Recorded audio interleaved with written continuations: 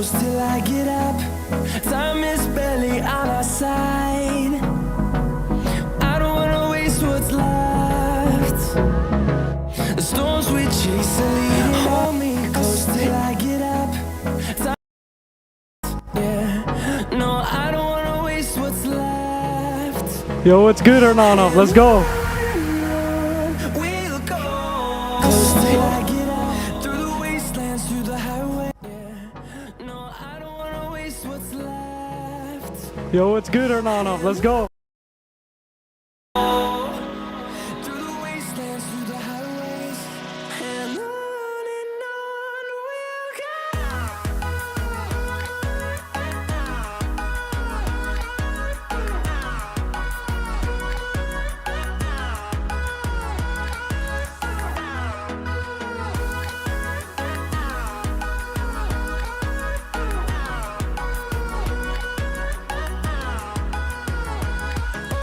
On we'll go. Finding life along the way, melodies we haven't played. No, I don't want no rest. Echoing around these walls, fighting to create a song.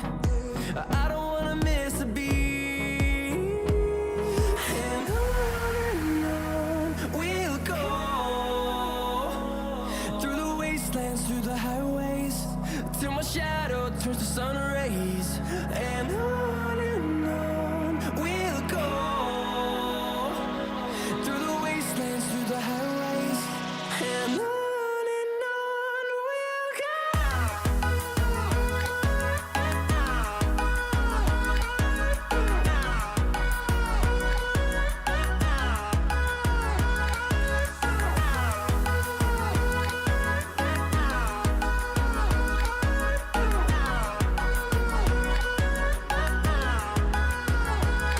And we'll grow in number, fueled by them to see the horizon, turn us to thousands.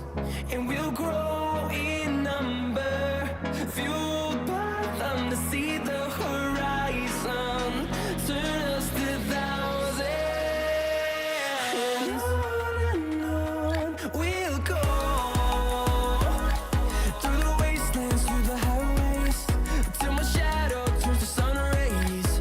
And on we'll go. Through the wastelands, through the highways, and on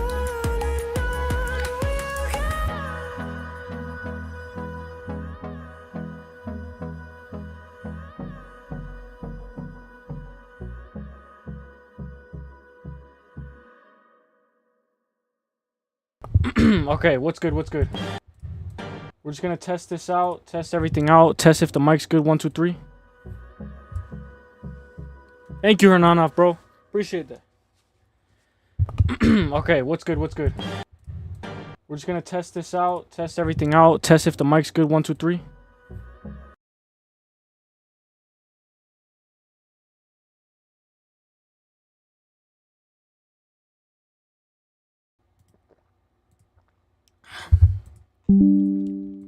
Okay, it should be better now. 1, 2, 3, 4.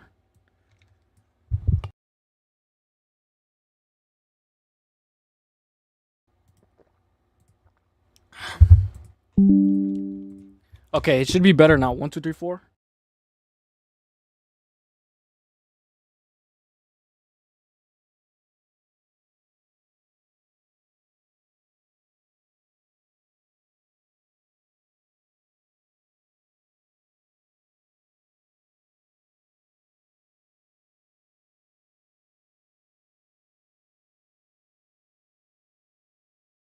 All right, let's go. Let's go. Let's go. All right, so I'm going to be breaking down the entire card. I'm going to do a quick little breakdown. I figured AJ's probably going to go live in a little bit, so.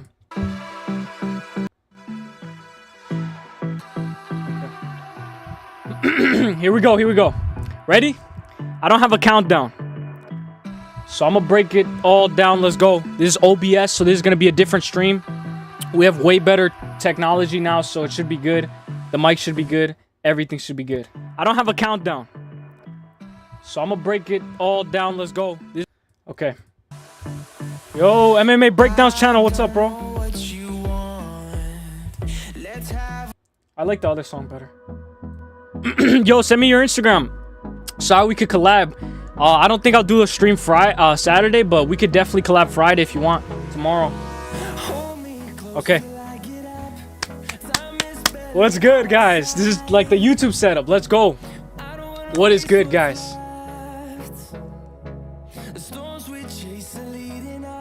It's gonna be a little delay. I just want to make sure everything's good. Okay. It's gonna be a little delay. Sorry, bro. Sorry. Okay. We're here. Back at it again. We're gonna be talking about UFC 308. If you guys want to talk, if you guys want to like give any type of information, any type of things that you think may happen, any type of things you want to talk about, we could talk about it right now. And if you guys want to talk about anything other than UFC or something that you saw on Twitter, I could bring it up now. The only thing is I can't bring up comments, but I can do this. So we can see the chat like this. And I can put it to the side. And let me know if it's too zoomed out. Because I can definitely... Yeah, I got you, bro. I got you. I'm the water merchant. So I got my water. Because sometimes my throat, pause, it just gives out. So I got UFC 308. I can zoom in on the display. So let's say we do this. We can zoom in. So it's more zoomed in. And I can have the chat right here. Like somewhere in the corner. I got the chat like right here or something. Like if you guys really want to see it. Because I could put it right here. And the chat's good. And I could see it faster like this. So, let's read the chat. What's good, MMA Breakdowns channel? What's good, Hernanov? What's good, guys? We're going to be talking about UFC 308. We're going to talk about each and every single one of these fighters. Do you want me to zoom in a little bit more? I can zoom in a little more. Let's say we just click the main event in order for me to zoom in. Like, hang on. Okay.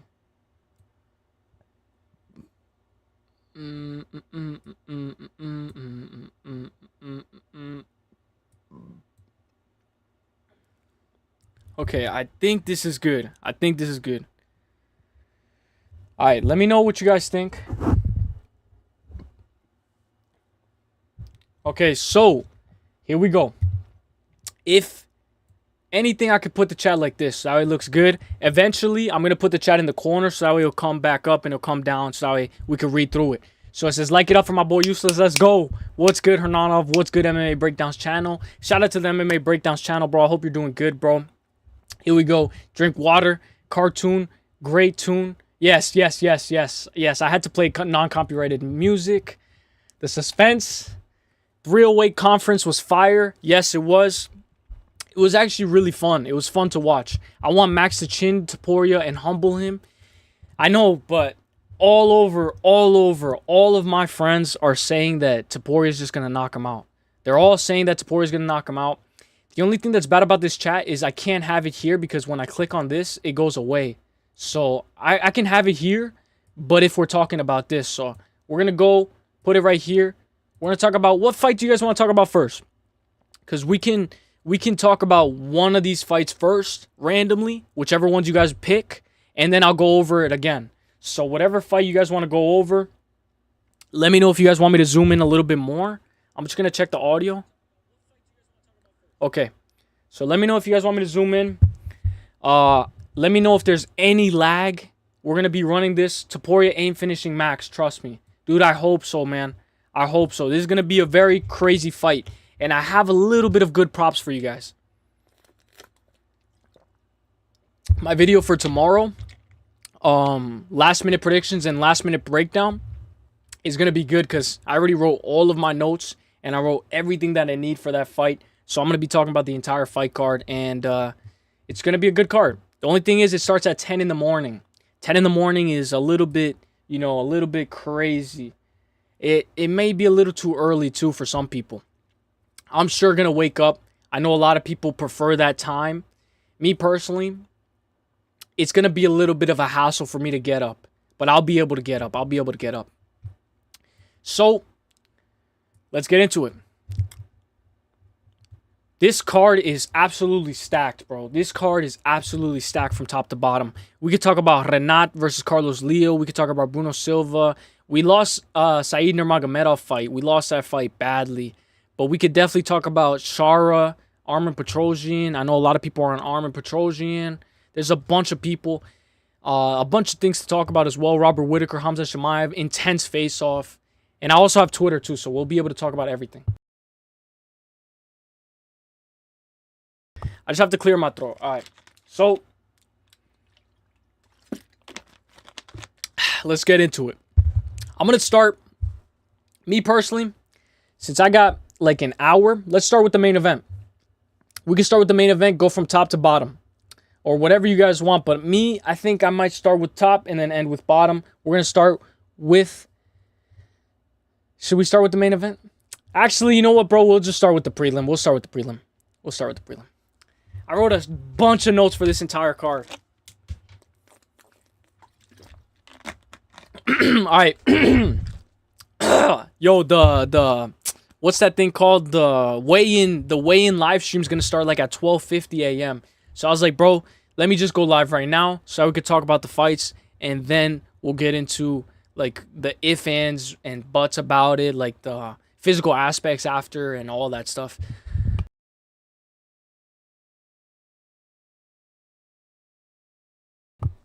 Bro, right now, though, I feel like I'm getting sick because I went outside for a little bit. I know, like, I shouldn't be outside if I'm getting sick, but, like, you can definitely feel it, bro. I got a shot today, too. I was like, damn, bro, this hurts, bro. But I know it's like, bro, who cares? It's just a shot. All right, Renat Fakhretdinov versus Carlos Leo. When I look at this fight, this is a step up in short notice. A lot of people are expecting Renat to just run through him, but we have to remember Carlos Leo comes from PFL. He's a beast. Not only is he a beast, he has a 21-5-0 record. Very good record. Not only is it a very good record, but the record speaks for his experience. Not only does it speak for his experience, yeah, bro. Bro, I'm dying, bro. I don't know what it is, if it's cold, if it's something. What's up, Grimy, though? What's up, bro? Bro, I don't know what it is, bro, but, like, especially, like, at this time of year, I get a little sick more than often.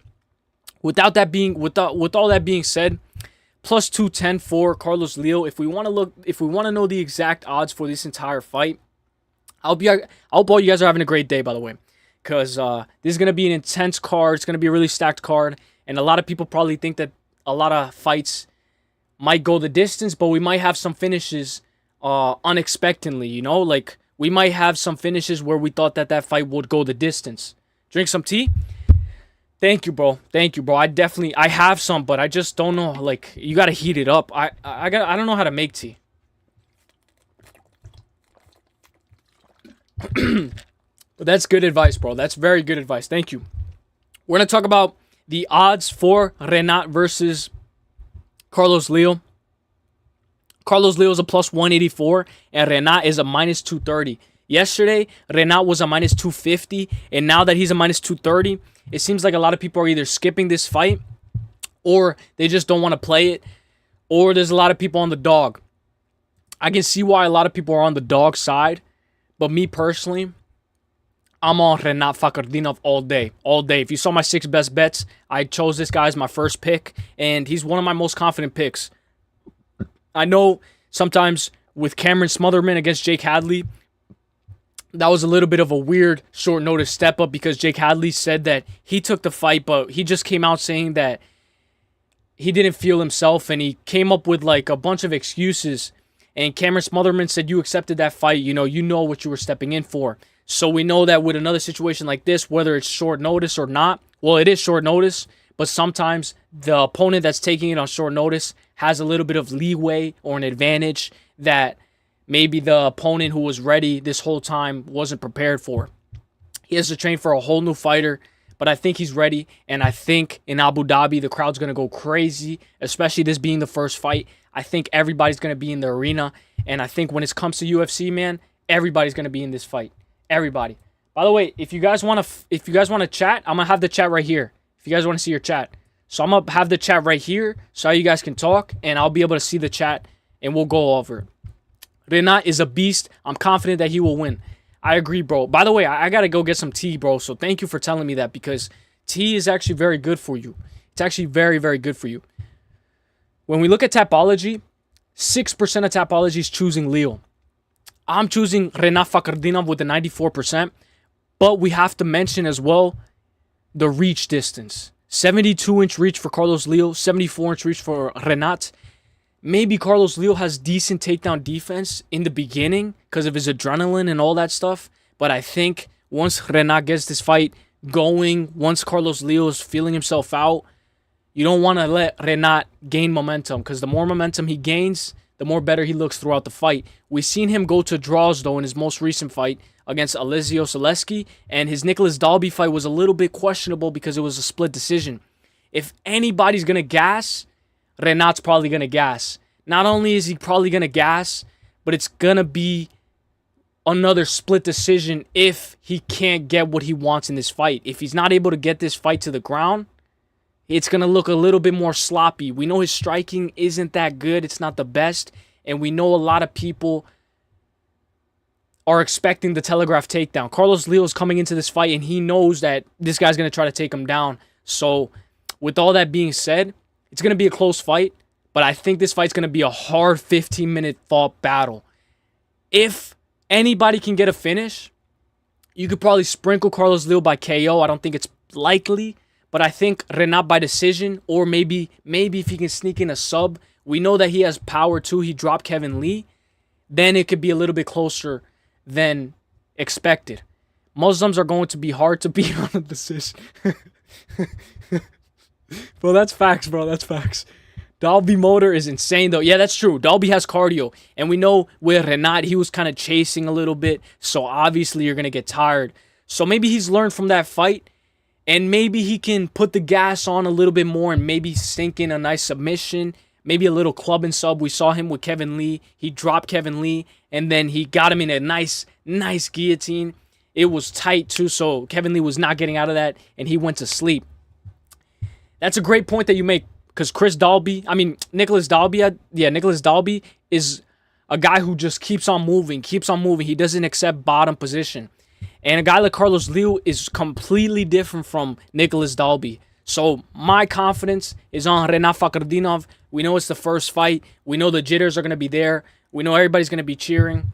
And we know this might be a little closer than usual, but Renat has been there. He's done that. And he can definitely get this win. So I'm going to go Renat Fakhretdinov to win this fight by 29-28.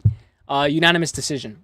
The only thing that scares me is his gas tank. You know, if he looks a little bit more tired than usual, then that's when maybe we could do a live bet on Carlos Leo if he ends up having more success than we expect him to. But for right now, my pick's going to be Renat Fakhretdinov. If you want to go double chance, maybe you could do Renat by submission or on points, or you could do Renat by KO or on points. I know majority of Tapology has him to win by submission if there's going to be a finish on this side. Majority of Tapology is on him to win by submission. Me personally, I'm going to go decision if I have to pick one. So give me Renat Fakhretdinov to win this fight by unanimous decision. So that's the only thing. I got to move the chat and then move it back in. You guys got to see my Halloween background. Okay. Oh, by the way, I could do this too. I could do this now too. Now that we're on OBS, I could do this. Hey. Okay, we're going back. Okay. So here we go. We're going to talk about each and every single one of these aspects. We're going to talk about the physical aspects. We're going to talk about everything that could go down. And if everybody makes weight, that's going to be a good thing. But if some people don't make weight, man, that's going to be bad. Because a lot of people don't make weight. And we know a lot of people suck at making weight. And every now and then there's a guy who misses weight. It's going to be an insane card. But I wouldn't be surprised if somebody tonight, because the weigh-ins are tonight, misses weight. It's It's going to be good, though. It's going to be good. I'm going to be watching the weigh-ins. So, Ismail Noradiev versus Bruno Silva. So, this is a guy who's going to get re-signed to the UFC, fighting a guy who is on a little bit of a, not a little bit, but on a big skid. He's 1-4 in his last 5. So, that means he has 1 win out of his 4 losses. And out of all of his losses, he's been finished in all of his, other than Shar Magomedov and Chris Weidman. We know he got poked in the eye 19 times against Chris Weidman. But this is a fight where it's a guy who is almost on his way out of the UFC versus a guy who is re-signing with the UFC. So make what you want with that information. And with all that being said, let's read the odds. Ismail is a -164. And Bruno Silva is a +134. Early in the week, we know Ismail was a -125. It was almost a pick-em. We know even Bruno Silva was close to being the favorite. But now, Bruno Silva's a bigger dog. Excuse me. Wait, what'd you say? You said I seen O'Malley. Hang on, let me get the chat.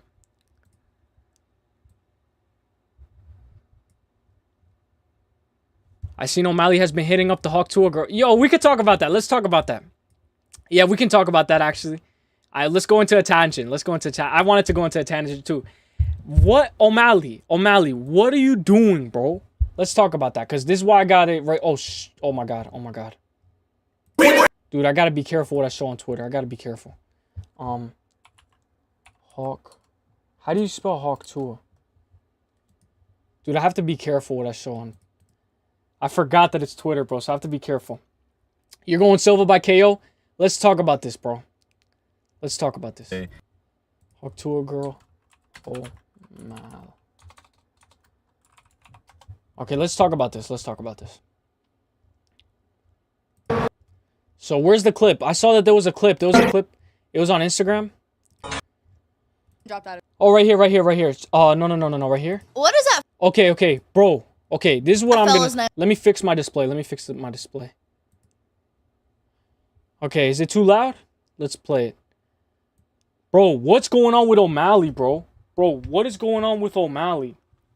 Why is O'Malley texting this girl? He said that he was on oxycodone and he just finished hip surgery. So he said he was calling everybody. He called Aiden Ross and he wanted them to rap on a beat or something. But why are you calling her 5 times? It's on her podcast. Okay. That's been messaging me all week. Dude, I better not get a copyright. What is that fella's name that's been messaging me all week? The O'Malley boy. Sean? Sugar Sean? He has a kid, don't he? Wait, let me fix the display. He has a kid, don't he? Was he DMing you? Dude, he's so nice. He's just conversing. First of all, if you watch this podcast, I don't know what the hell is wrong with you, man. No, I'm just kidding.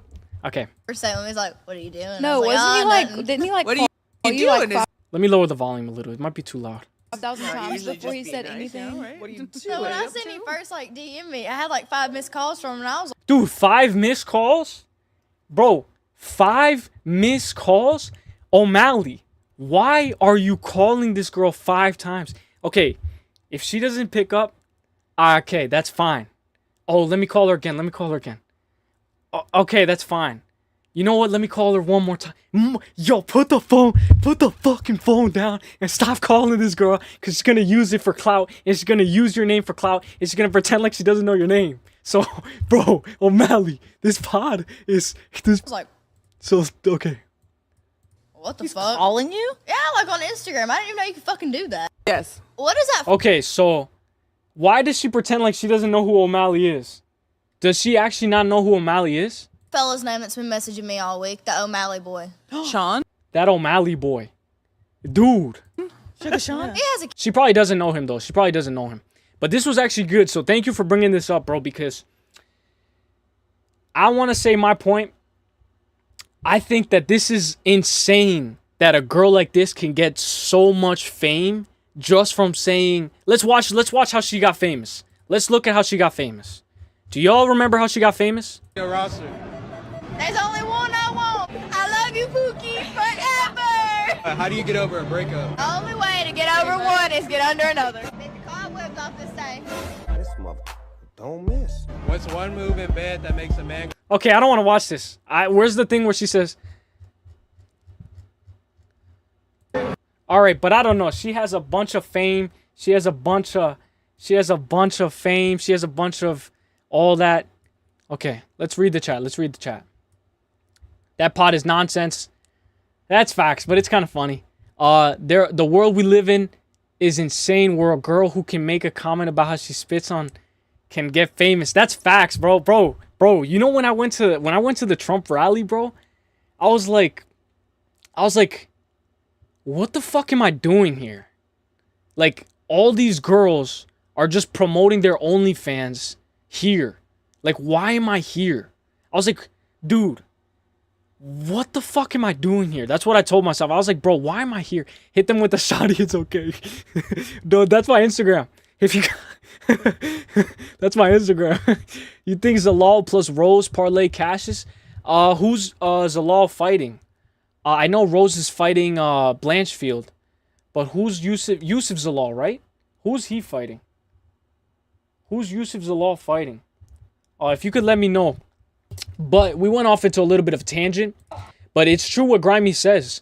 Dude, you go around looking around, and like the fact that she got famous from this. Oh, you gotta give him that huck.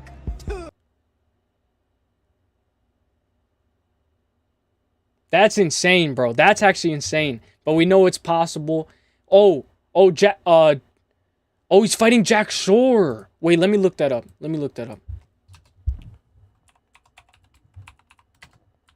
Dude, Yusuf Zalal is a good play. Ilia Topuria made his UFC debut against Yusuf Zalal. I can't show that. But okay. All right, bro. All right. Let me put Jack Shore. Sorry, guys, for that. But, dude, that's a good fight. That's a great fight. I like Yusuf Zalal. And Jack Shore, he sold last time hard. Dude, where has Jack Shore been, bro? All right. Have you guys seen the Costco boys? That's actually kind of crazy too, bro. That's insane. But let's go. Let's talk about this fight. We're going to talk about each and every single one of these fights. We can go off into a tangent if you guys want. But that's actually a good parlay, bro. I think Blanchfield's going to make it a little bit more competitive against Rose. But it's not bad to play. It's a great parlay, considering that Yusuf Zalal is probably going to destroy Jack Shore completely. Jack Shore is the guy who Brito kicked in his leg into pieces. Yeah. Dude, the last time I saw Jack Shore, his leg was obliterated. His leg was completely obliterated, man. I was like, damn, that leg is bad. But Bruno Silva versus Ismail. I know MMA Breakdowns channel was choosing Bruno Silva. Majority Tapology is choosing Bruno Silva. And honestly, I think this is a 1-800-GAMBLER type of fight. I think if we're going to skip any type of fight, you should skip this one. Because this one has a little bit too much of the unknown. And I saw some guy on Twitter say, you can never go wrong with skipping a fight. But you can go wrong with betting on every single fight. And with this one, we got a guy who is almost on the way out of the UFC versus a guy who was in the UFC and then just got re-signed. And shout out to that guy who was at the press conference who asked for a UFC contract. And he said, Dana, can I have a contract? And Dana said, come up here. And he gave him a contract. That was crazy. I can't believe that, bro. He's undefeated, 25 years old, and he got signed. So shout out to that guy. I can't wait to see that guy in the lightweight division. That's going to be a great promo. That's going to be great promo. Yo, is AJ going live today, guys? Let me know if AJ's going live, because, bro, I gotta know. I haven't seen AJ in a while. Yo, Stream Elements, thank you. I got that set up. Honestly, it's from my old channel, though, so I gotta fix that. Let me read the chat. Shore lost to Brito a couple months ago. Thank you for reminding me, bro. Now I remember when I remember his leg. Zalal by whatever he wants. Nadadev ain't that good, bro. That's a great point. That is a great point. Nadadev can't be that good. We know that if he's getting re-signed and he got cut from the UFC in the first place, he might not even be good to start. So with this fight, if you want to play the dog, Bruno Silva's a great dog. Nadadev somewhat clean striking. I don't know. No bet for me. Perfect. That's what I'm going to do. I'm going to skip this fight. And then Stream Elements. What's that guy's name? Anyone have any info? Whose name? I forgot what we were talking about, bro. I'm so sorry. Dude pulled a Bilal. Dana, please give me my shot. AJ just uploaded a video. Yeah, he did, right? Yeah, he did. I saw it. Topuria bullies Holloway. Dude, AJ's been killing it. I feel like AJ should go live a little bit earlier, though. Because, from what I remember, bro, he used to go live, like, at 5 p.m. And it was better. Like, for me, it was better. But even in the night, it's good, too. The 9-0 guy who got a contract. Oh, I don't know what that guy's name is. If anybody has their name, let me know. Did you guys see Hamza, like, put his head down at the presser? I feel bad for him, bro, because something happened with Hamzat's son. Hamzat's son was born without a kidney. And I actually feel bad now. Like I got almost I feel bad because like that could be ruining his whole mentality. And I know he's a killer and everything, but when you find out, like, first of all, I didn't know he had a son. And then when you find out, like, his story, like, no wonder this guy's energy was different and he was, like, on the verge of depression. Because this guy has been through a lot already. And it's crazy. I can't look at the bookmarks for some reason. They were saying to give that 9-0 a guy tomorrow. Yo, you're gonna kill him, bro. Well, actually, I mean, you never know, because this guy could be amazing. This guy could be completely amazing. And he could be an amazing fighter. So, sometimes when guys have a tough debut, like Armis or Yukin versus Islam, it makes them better. I wouldn't be surprised if they give him good matchups, though. I feel like Dana really liked him, and he liked the way that he came up to him, and he asked for a contract. I feel like if you want, like, you know, if you want a job, I don't know if this is the best way to get the job, but you go to the guy, and you tell him, I want a job, I want to work for you, you know, like, I'm here, I got everything for you, so thank you, like, thank you. Yeah, I'm pretty sure. So with all that being said, we're going to talk about, I hope I can remember his name, because I can't remember. Like, I don't even know what his name was. Hamzat is a cool dude, but he's going through a lot. Yeah, he's going through a lot, bro, and I feel really bad because he can't pull out again.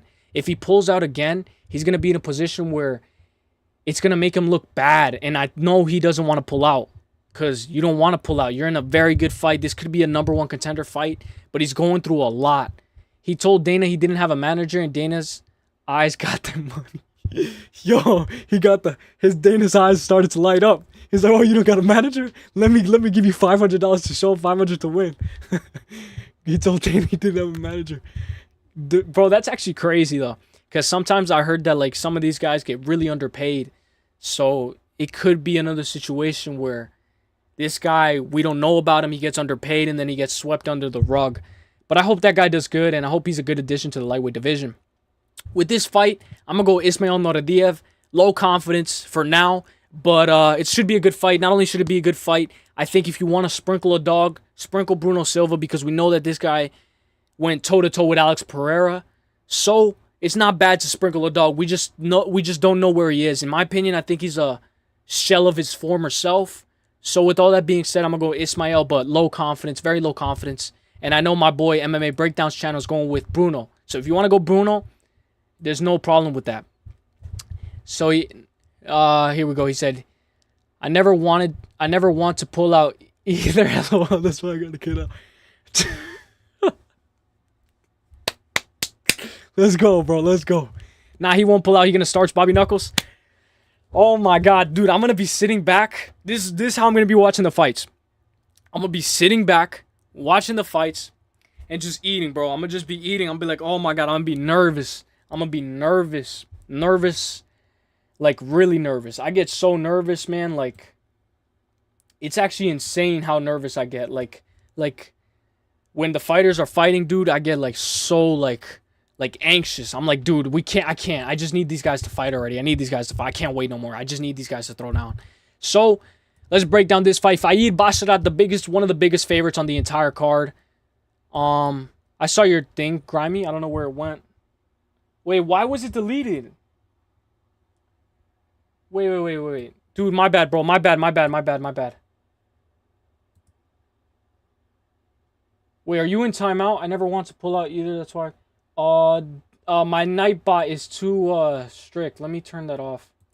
Let me turn off stream elements. Why is stream elements doing that? Wait. Hang on. This is why we test out the stream. Sorry, Grimy. I hope you're not timed out, bro. Let me, I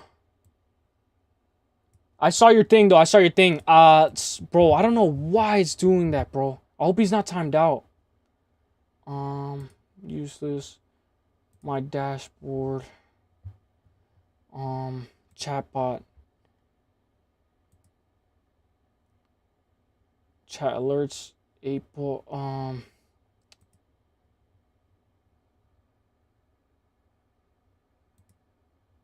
Okay, because I had a bunch of protection on, bro. I had a bunch of protection. I hope you're not timed out, bro. If you're timed out, let me... Or he's not going to be able to let me know. Symbol. Mute chatters who post messages containing exclusive... No, bro. Oh, so I had symbol protection. Bro, my bad, bro. I'm so sorry.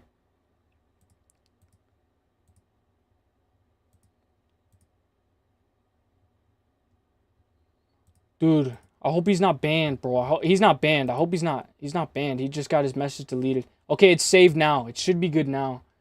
Dude, I feel bad, though. Yo, Grimy, are you still here, bro? I don't see your chat. Fuck. Activity feed.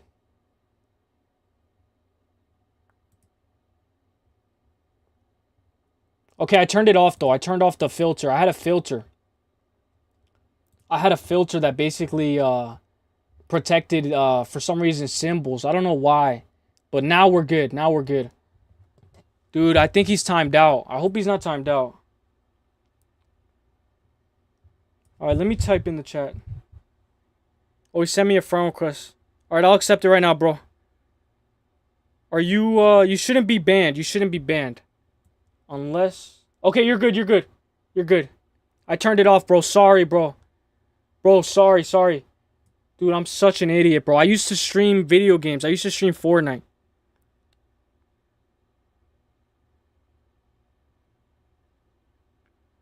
Okay. You're good now. You're good now. Now you could send whatever you want. You could type whatever you want. I accidentally had the filter of symbols. I don't know why I had that turned on. Sorry, bro. Sorry.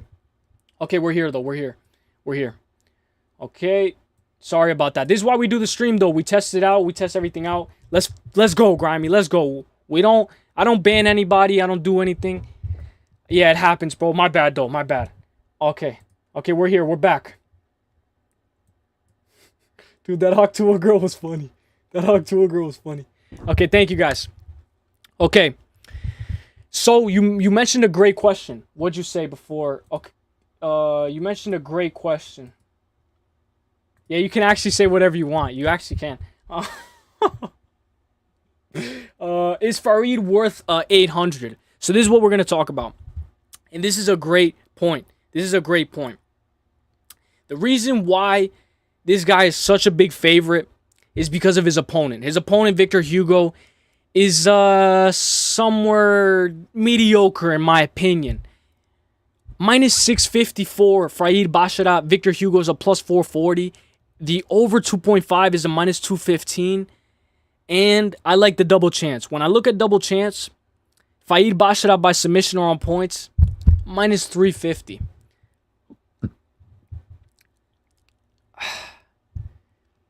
This is one of those chalky lockies where it's like we're playing with Jake Hadley again. Where Jake Hadley's a minus 550. But Jake Hadley's way different. Jake Hadley's a completely different being than Farid Basharat. I think Farid Basharat's way better than Javid Basharat. And I think Farid Basharat... I think double chance is perfect for Farid. But you're going to have to put him in a parlay in my opinion. Because this guy is too big of a price tag in order to play him like by himself. So what I did was I went Farid Basharat by submission or on points. And I put him in a parlay with... Lerone Murphy, and then I put him in a parlay with Magomed Ankalaev. I did a three leg. So I did Farid, double chance, Lerone Murphy, and then Magomed Ankalaev. But we know Rakic, maybe Magomed Ankalaev has staph infection. I don't know what was on his leg, but we know these guys battled through staph infection. Islam Makhachev battled through staph infection against Dustin Poirier, and he was able to find a submission. So in my opinion, I think he can cover the price tag, but at a minus 350, that's way too much in my opinion. There's nothing wrong with skipping this fight, but we can't skip every single fight. At a minus 350, that's a little bit more parlayable. But what if he knocks out Victor Hugo? What if he knocks him out and then boom, the parlay's busted? We don't want to play that game. I think the over 2.5 is definitely going to hit. I think this fight goes a distance. But just in case, I like double chance. I take double chance. Faid by submission or on points. And then I put him in a parlay with 2 other guys. Or maybe 3 other guys. I don't think he's going to cover the price tag though. For him to cover the price tag, he has to win by like 30, 20. He's probably going to cover the price tag. But it's going to be one of those fights where it's going to be like, he might struggle to get the takedown. I know Victor Hugo is coming from Dana White Contender Series. He's really good as well. But I don't think Victor Hugo is all that, in my opinion. I know I'm going all over the place with this as well. I'm going to go Faid Basharat by unanimous decision. I know Majority Tapology knows that maybe he can sneak in a submission. But we know Basharat is a decision machine, bro. This guy went to decision with Lapalus. He went to decision in almost all of his 5 fights except for Raul and Clayton Rodriguez. He submitted Clayton Rodriguez with an arm triangle. Give me Faid Basharat to win this fight by unanimous decision. Whoa. Let me see the chat. I gotta move this again. Sorry, guys. Okay. You got 500 on Ankalaev, last leg of the parlay now. He's got staff. I placed that parlay with Kyle Baralo. It won't let me cash. Ride it. Pause. But we let it ride. Dude, I think that's perfect, bro. I know, like, maybe it could be. Let's look at it. Let's look at Magomed Ankalaev's leg. Let's look at his leg. I want to see. I don't think he has staph infection, but a lot of people were speculating that this guy could have staph infection, and they were thinking, if this guy has staph infection, then maybe Rocket can win this fight. Damn, I don't want to...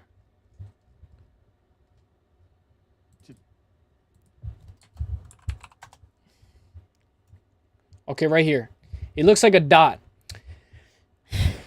Dude, I know how staph infection looks, bro. I know exactly how staph infection looks most of the time. I don't want to say this is staph. Because you never know. I don't think it's staph. And if it is, it's already healing. It's already in the process of healing. Let's look at what the people had to say. Some guy said Matt Burn. So it doesn't look like staph. It looks exactly like staph.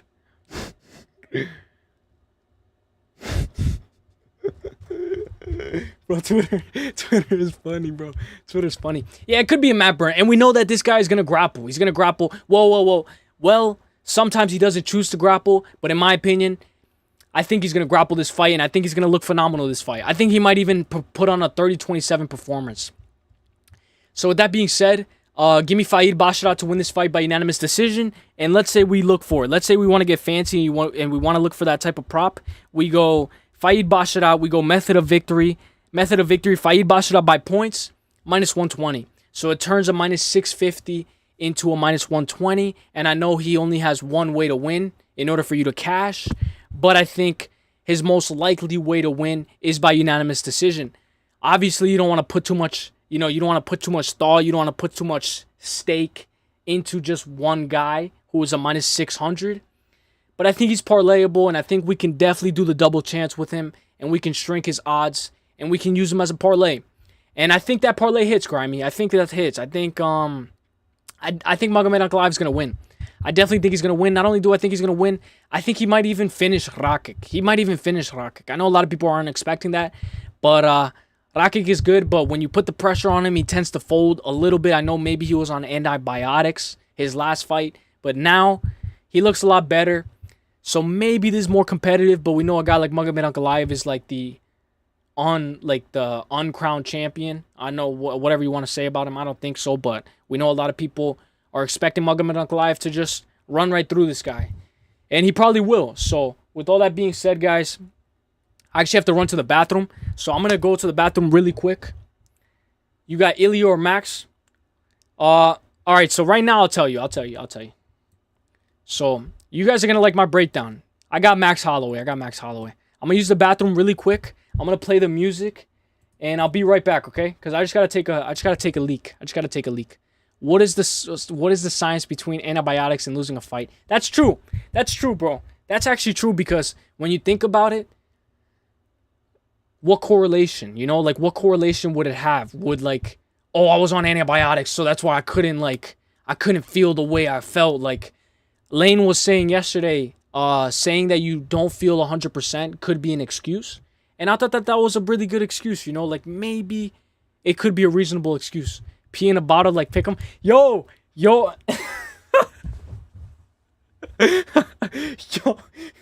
Dude, have you guys ever pee in a bottle, bro? Bro, I remember I was on this long road trip, and I was like, oh, I gotta pee. I have to pee. And they were like, just pee in a bottle. And there's this thing called, what's it called? Like stage fright, when you can't pee in front of other people. Or I don't know what it's called, but like when you feel like people are looking at you, so you can't pee. Or I don't know if you guys ever had that, but like I get really like, oh my God, are they looking at me? So like I can't pee. So it's hard to pee in a bottle, but I've done it before. But I need a Gatorade bottle because the water bottle's too small. No, I'm just kidding. Biotics affect organs and cardio. Great point, bro. All right, I'm gonna be right back. Give me 5 seconds. I'm gonna play the music song. Okay, I'll be right back.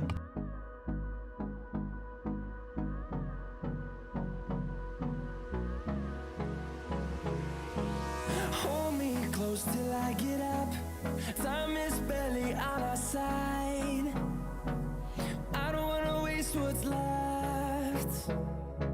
The storms we chase are leading us, and love is all we'll ever trust. Yeah, no, I don't wanna waste what's left.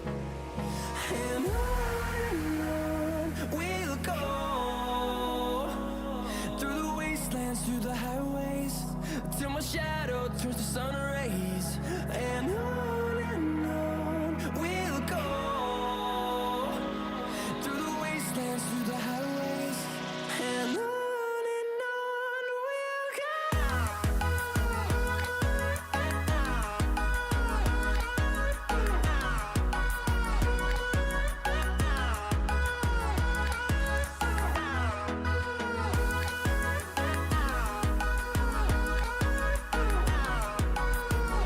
All right, I'm back. All right, sorry about that, guys. Sorry. Okay. All right, maybe I shouldn't play the music. Maybe it's annoying. All right, so let's go. Let me turn on my camera. All right, what's good, guys? I'm gonna go play some Fortnite later. All right.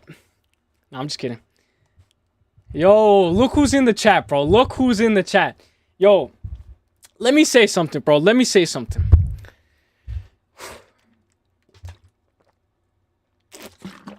What's good, bro? What's good, everybody? It's called stage fright. And maybe a breakdown says, trust me, it's serious. Antibiotics does affect performance. That's true. That's a great point. Dude, I lost my breath. Hang on. Okay. All right, so then Juice Man says, I thought I put don't recommend.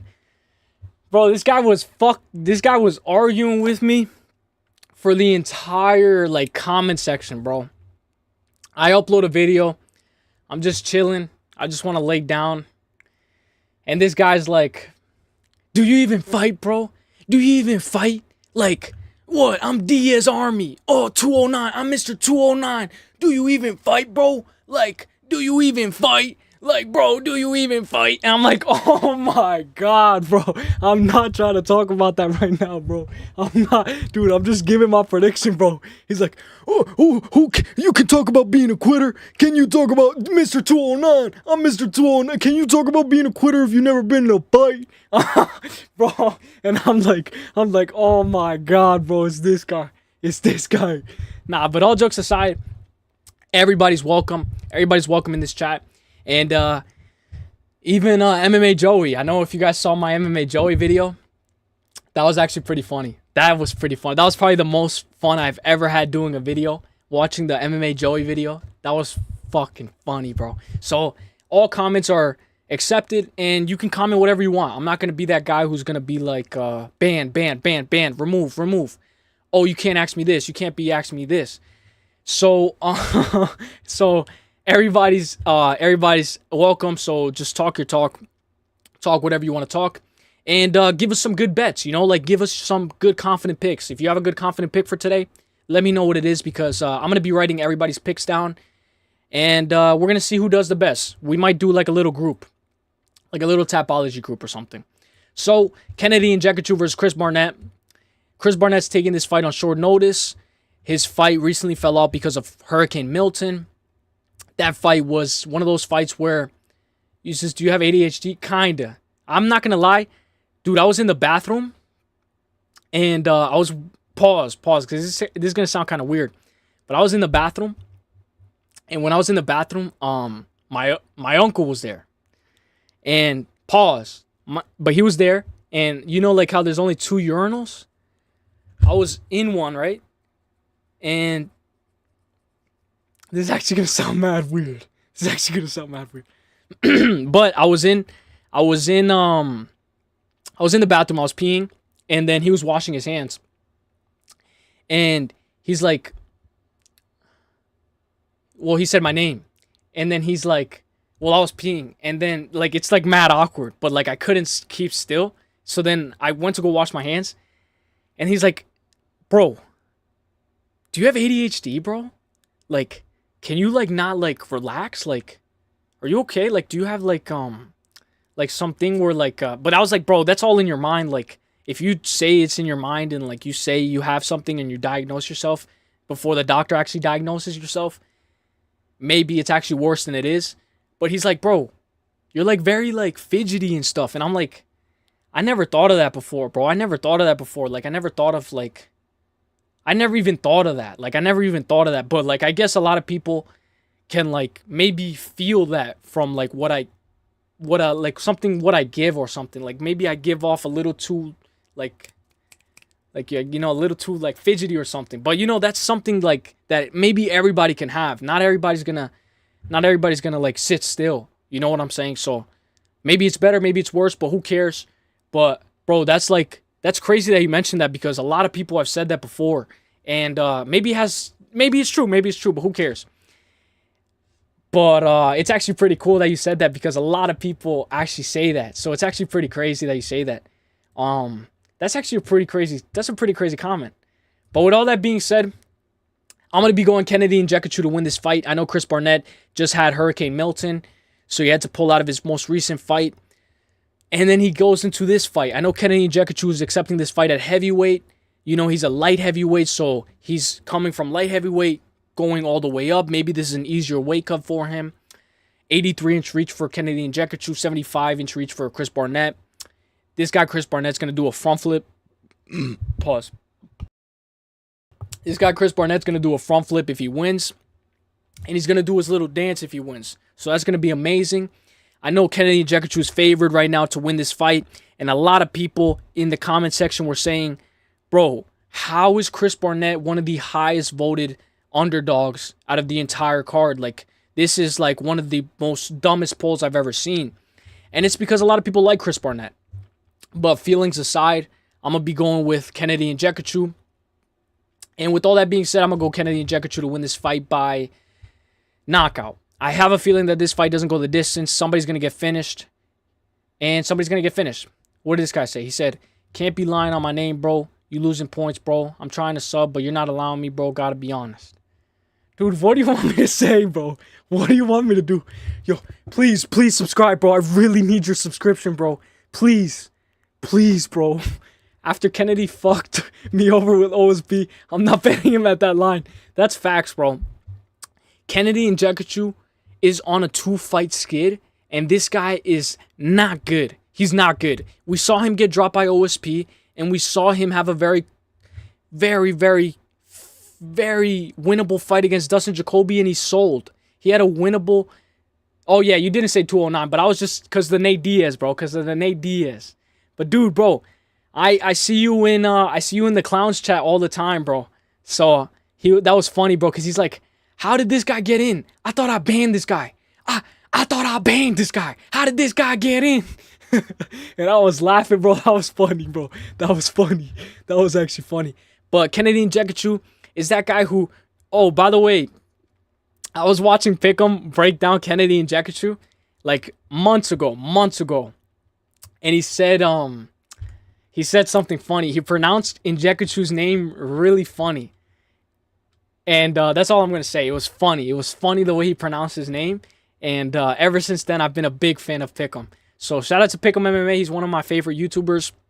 And shout out to all these guys, man. The community space for MMA is amazing. So this is a skippable fight. 1-800-GAMBLER type of fight. And if you want to skip this fight, there's nothing wrong with skipping this fight. My dogs are going to be barking, so excuse me. But if I have to choose a pick, I'm going to go Kennedy Njekachu to win this fight by KO. Yeah. Yeah, he said the N-word, but I don't know if he meant to, but he said...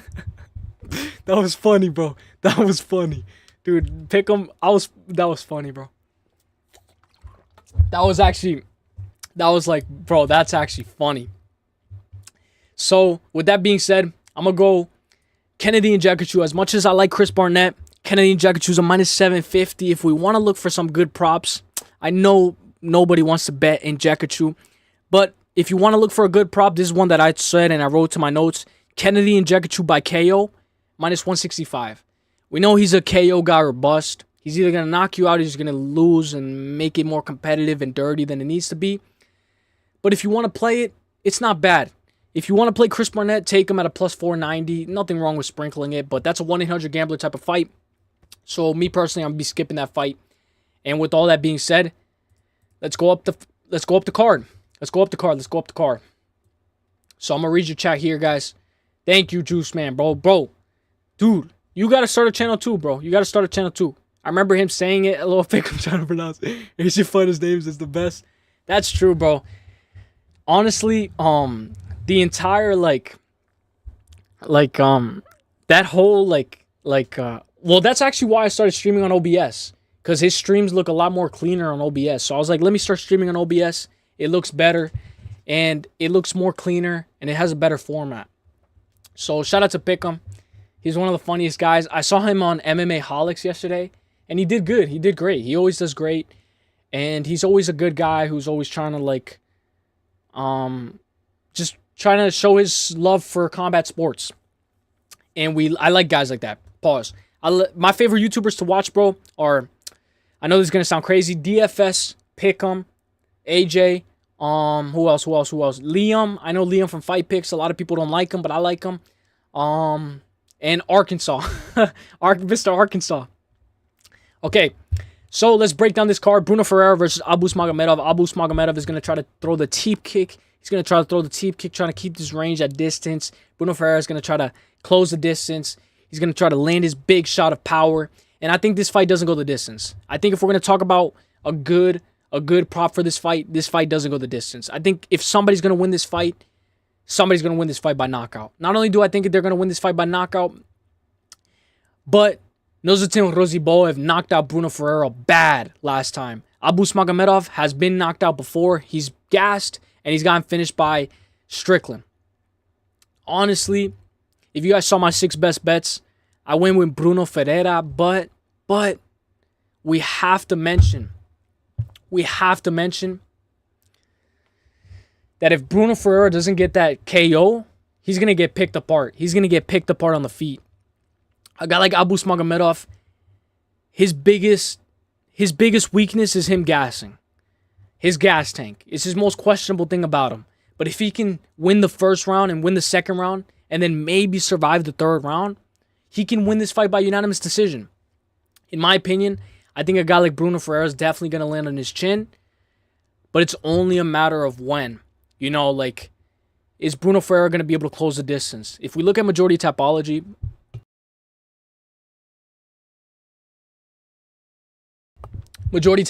has Bruno Ferreira to win this fight by KO. And if you have Abus Magomedov, he has by KO and decision. Money line is perfect for both of these fights. We don't have to look for a good prop unless maybe this fight doesn't go the distance. And I think this fight ends by KO is not a bad prop either. If we look at this entire fight, take money line on either side, whoever your guy is. Minus 144 for Abus, plus 118 for Bruno Ferreira. Will this fight go the distance? No, is a minus 370, so we don't want to play that. The over 1.5 or the under 1.5. This is what I like. I know a lot of people don't like playing overs. Over 1.5 minus 112. Under 1.5 minus 112. Do you guys think that this fight goes past 7.5 minutes or not? I'm going to be real. I'm going to take the over. I know we can take both in different slips. I'm probably going to do that. But I'm going to take the over 1.5. Just because we're looking for props and we're looking for juice. So let me read the chat. I remember him saying, yeah, Asian fighters are funny too. Dude, it's hard to pronounce some of these names. Like, really hard. I like Bruno by KO or stay off. I agree. Also, you could take the plus. I don't know if this is going to be good, but Bruno by finish or nothing. Like, or you get your money back. Bruno by finish or you get your money back. Because I don't think... I know some people don't think Bruno Ferreira is going to get finished. He can get finished, but more than likely he might lose by decision. Going to be a close fight, though. Clown is Charmin ultra soft. Begging for donos and crying about it. He can't punch his way out of a wet paper bag. Juice, I agree. Clown is a joke, selling mods and begging for donos. Facts. Thank you for being a real one. Yeah. He does do that, bro. He does do that. But, well, yeah, he does do that. And he's toxic and he's, begging for donos and all that stuff. I think he's funny, though. I know it's, like, kind of toxic and, there's no point in being there. But he was mad at Baby Sharp the other day. And, dude, I couldn't stop laughing, bro. I know it's, like, degenerate and you shouldn't watch that stuff. But, bro, when he was on Baby Sharp, like, who the fuck is Baby Sharp? I hate this guy. And he just kept on cursing out Baby Sharp. It was so funny because I know who Baby Sharp is and he's such a nice guy. So, it's like when, like, when a guy picks a fight for no reason and he's just trolling. Clown is live in 30 if you want to troll. I was actually seeing that. I saw that. That was actually pretty crazy. And I remember the day he kept on going to Baby Sharp's live stream and he's like, who the fuck is this? Why is everybody in this chat? Yo, Nate, Larry, what are you guys doing in this chat? Why are you guys in Baby Sharp's chat? And I thought that was so funny, bro. That was funny. But Baby Sharp is chill, bro. He's so chill. So if you start beef with Baby Sharp, you're just trying to look for a problem. You're just trying to argue in bad faith. You're not trying to actually start beef because Baby Sharp is a cool guy. Yeah, Baby Sharp, I can't believe Baby Sharp puts up with him. Yeah. Baby Sharp has a lot of patience. He has a lot of patience. And that's why I respect him. He has a lot of patience. Baby Sharp is low key and chill. Yeah, he's so low key. Grimy, I want to, but he blocked me. Dude, join on a different account, bro. Join on a different account so you could troll him again. No, baby, the clown blocked him, bro. The clown blocked him. That was funny. Bro, but because you're talking trash to him, Juice, man. Yeah, it's the clown. Yeah, the clown. But bro, it's because you kept on talking. You kept on talking a bunch of trash. That was funny though. That was funny. Well deserved. He does talk a lot of trash too. So it's fair. It's fair game. It's fair game. Okay. So with this fight, I'm going Bruno Ferreira. He's one of my most confident dogs. But we know, guys, if this fight touches the third round, he's going to lose this fight. If this fight makes it even out of the second round, he's probably going to lose this fight. If he's going to win this fight, he needs to finish Abus Magomedov. I don't really see him winning this fight by unanimous decision. And if he is going to win by decision, it's because Abus Magomedov is done and he's absolutely tired. But if he's tired, you should be able to finish him. Clown always talks about pick him too. Don't talk enough about AJ or we won't picks no more. Yeah, he doesn't. Dude, and also Pick'em's chill, bro. Like, dude, just chill. Like, Pick'em's chill, bro. Like, you don't have to talk about Pick'em. Pick'em's a cool guy, bro. He's a really cool guy. Okay, Metabek Otabay versus Mateus Rebecki. This fight is going to be crazy, bro. I actually got to get food in a little bit. Can't wait for this card. Yeah, this card's going to be stacked, bro. And also, dude, Clown is worried because he could be shadow banned. If you're going to get shadow banned, bro, you have to talk more about the fights. You got to put 308 in the title. And I know it sounds dumb, but like he has to break them down because that's how you're going to get more people talking or more people into your stream. And who am I? Because this guy has like more subs than me. But bro, at the end of everything, he should break down the fights, the entire card. Today he's going to talk a little bit, but I think he should break down the entire card from top to bottom. And maybe you could bring in somebody in, but he himself should break down the entire card. And he'll get a lot more viewers, in my opinion. Metabek Otobai versus Mateusz Rebecki. 13-1-1 for Metabek Otobai. 19-2-0 for Mateusz Rebecki. Rebecki, one of his most recent losses is to Diego Ferreira. Diego Ferreira had one of the biggest layoffs in the entire UFC career. And he still came back and beat an active Mateusz Rebecki. It was insane that he beat a Mateusz Rebecki because Mateusz Rebecki was a big favorite. And the fact that he's a plus 210 underdog is because people kind of understand a little bit more of Rebecki. But a lot of people are very high on Metabek Otobai. At a minus 275, I don't think that's right. I think he's a minus 365 right now. Metabek Otobai is a minus 300. Yesterday, he was a minus 365. And honestly, the fact that he's a minus 300, that fits the price tag. I think if I'm going to take anything, I'm going to take Metabek Otobai. And I think Moneyline, just so we could put him in a parlay. I know this sounds crazy, but I don't want to play double chance. I don't want to play will this fight go the distance. Because will this fight go the distance? Yes, at a minus 108. No, at a minus 118. So a lot of these bookies don't know whether Metabek Otobai is going to finish Rebecki or not. You can get a lot of juice in the over or under parlay, whether you want to go over or you want to go under. I think Metabek Otobai, just take him out of minus 300 and put him in a parlay with somebody else, 2 other guys, and I think it's playable. We know Metabek Otobai can win this fight by KO, but the same way he can win this fight by KO, he can win this fight by submission as well. We know Metabek Otobai had a very, very close fight with Elvis Brenner. He had struggles like maintaining top control on Elvis Brenner. And we know Mateusz Rebecki has very good wrestling. So this could be a situation where this fight is a bunch of scrambles on the ground. They're fighting for top control. Metabek Otobai takes the back. He's trying to control the wrist, trying to control him against the cage. Metabek Otobai tries to take the back. He loses position. Rebecki gets right back up, shoots for a takedown, gets his takedown, and maybe he's controlling Metabek Otobai. This is one of the best wrestlers that we've seen go against Metabek Otobai. We know Otobai is fairly new to the UFC. He only has 2 fights in the UFC. He finished Oros Medic, and then he also beat Elvis Brenner. This could be a situation where Metabek Otobai wins this fight by decision. If you want to play double chance, I don't recommend it. Double chance, Metabek Otobai by KO on points, minus 170. Metabek Otobai by submission or on points, minus 130. I think one of those is going to hit. And let's read the chat. Baby Crown. All I did was say, why you let dude talk to him and he spazzed. Why you let dude talk to him? Yeah. He's known to just freak out of nowhere. Sometimes he just doesn't like some people. Don't talk enough. Yeah, he doesn't talk enough about AJ or we want picks. That's facts. Can't wait for this card. Bangers, facts. He has mostly pedos and incels in his chat. I'll give you a sub, bro. Respect your grind. I just troll you, bro. All good. I'll be back.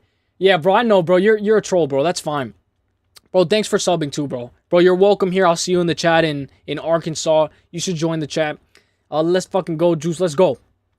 So, I'm going to go Metabek Otobai, and I'm going to go for him to win this fight by unanimous decision, 29-28 after losing the second round. I think Mateusz Rebecki, his biggest problem is his reach. This guy has a 66-inch reach, and that's very bad for him, in my opinion. If you're fighting a guy with a 74-inch reach, you're going to struggle on the inside, you're going to struggle on the outside, and you're going to need to get close to this guy. If you need to get close to this guy, you don't want to get close to that guy. So give me Otobai to win this fight by unanimous decision. But double chance is fine too as well. It's not bad. It's not bad. Let me know if you guys are excited for any of these fights. Like, are you guys excited for Jeff Neal versus RDA? Because I think this fight is going to be phenomenal. I know this fight doesn't have any title implications, no contender implications.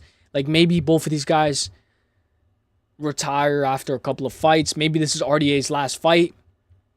But I'm very excited for this fight. Not only am I excited for this fight, but I think that RDA jumping from 155 to 170, 155 back to 170 is probably going to bite him in the ass, because his most recent devastating loss was to Vicente Luque. That was a very bad loss in my opinion. It could have been a winnable fight, and he looked a lot better in the Matus Gamara. He dropped Gamara with a knee. Not only did he drop Gamara with a knee, but he looked amazing in that fight in the first round. You could arguably give him the first round. We know Gamara was able to control him for the entire first round and then win the second and third. But he made it competitive. I think if he's going to make these fights more competitive, it's at lightweight. I don't think he makes these fights competitive at welterweight. I think Jeff Neal should have good takedown defense. A lot of people expect Jeff Neal to KO him. You don't want to play that game, because with a former lightweight champion who his main bread and butter is wrestling, and we've seen Jeff Neal struggle before with that in the past. We know Shavkat and Ian Machado Gary, I know he doesn't shoot takedowns, weren't able to take him down. So how is RDA going to take him down if Shavkat can't take him down? But sometimes MMA math doesn't work at all. And the fact that there's a 5-inch reach advantage for Jeff Neal, I think Jeff Neal is a little too limited with his output. He has way too much time just like looking at his opponent. He needs to put the gas. In my opinion, he needs to put the gas in the second and third round. Hell, he needs to put the gas in the first round. Let me read the chat. Neal gonna win. Neal looked good against Shavkat. He took Ian Gary to split. That's true. That's very true. I know a lot of people are RDA fans, and I've heard their points where they think that RDA could have a rough first round and then wrestle second and third and win an eerie split decision. We know Jeff Neal tends to make fights a little bit more competitive than you expect them to be. But I'm going to go Jeff Neal to win this fight, and I'm going to take the double chance. Here we could take the double chance because we know submission is out of the table for Neal. When there's like a fighter like Otabay where submission, KO, you don't want to take double chance because you're playing with fire. Right here we could take double chance because we know Jeff Neal is not known to be a submission artist. And plus, the fact that Jeff Neal is a minus 290 and RDA is a plus 225, you kind of want to slim that price tag because that price tag doesn't look that good. So, if we look at the double chance, Jeff Neal by KO on points, minus 260. So, it turns a minus 290 into a minus 260. It's not that good, but it's parlayable. In my opinion, you don't even have to risk it. You could just take Jeff Neal to win this fight by decision. If you don't like that, we can look how much it is. Jeff Neal by points, plus 135. Jeff Neal by KO, plus 210. I've seen people where they sprinkle both, but if I have to choose one, give me Jeff Neal to win this fight by points. It's going to be a very competitive fight, a very close fight, and I think may the best man win. All that being said, I'm going to go Jeff Neal to win this fight by unanimous decision, 29-28, 30-27, and 29-28. It's going to be a very close fight, but I think he should be able to win this fight. Not only should he be able to win this fight, but he should be able to finish a guy like RDA. But RDA has been showing that he's tougher than a lot of people make him out to be. Vicente Luque wasn't able to finish him, and that says a lot. We know Vicente Luque just recently lost to Joaquin Buckley, so maybe he's not as good as we thought he was, but I'm not going to take that much into consideration. I'm going to just go Jeff Neal to win this fight by decision. Now, this fight was supposed to open up the prelims, but now it is on the featured prelim. So it's the fight right before the main card. Majority Tapology is on Uselyis by KO. I don't think this fight goes the distance. We can all agree on that. And the reason why this fight is the featured prelim is because a lot of people have high hopes for this fight. Not only do they have high hopes for this fight, but a lot of people think that this is going to be a knockout fight. Like somebody's going to get completely knocked out in this fight. His reach is not even shown. I was going on Ibo Urslan earlier this week, and then I was like, okay, wait, why are the odds flipping? Why are the odds flipping? Like, that makes no sense. Why are the odds flipping? But it turns out, bro, the way, like, these guys in the bookies know what they're doing, bro. They know exactly what they're doing because Rafael Caquera is a very good underdog. And the fact that he's so Eyeball Urslan is a minus 102 and Rafael is a minus 120. So this is a pick'em fight. 1-800 gambler type of fight. And I don't think this fight is going to go the distance. But I think I'm going to still go Eyeball Urslan by KO. I'm going to still go Eyeball. Yo, the Granite. Let's go. Yo, what's good, Lane? Matua and WMC. W Raid. Yo, thank you for raiding me. Who raided me? Let me look him up. In the Granite.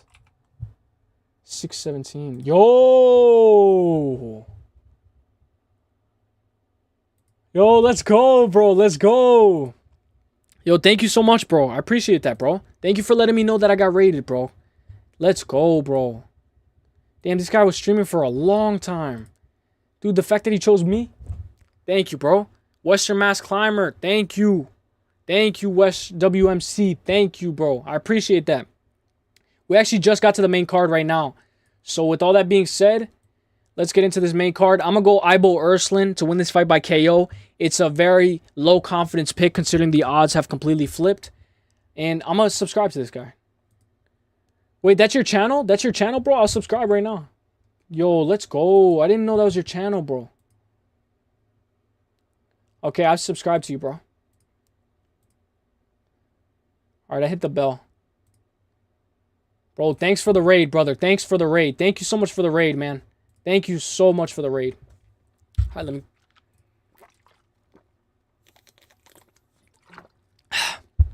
Okay. Thank you. Alright, so I'm losing my voice a little bit. So, with that being said, I'm going to go Rafael. No. This is one of the undefeated guys who is on the card. We have a lot of people who are undefeated on this card.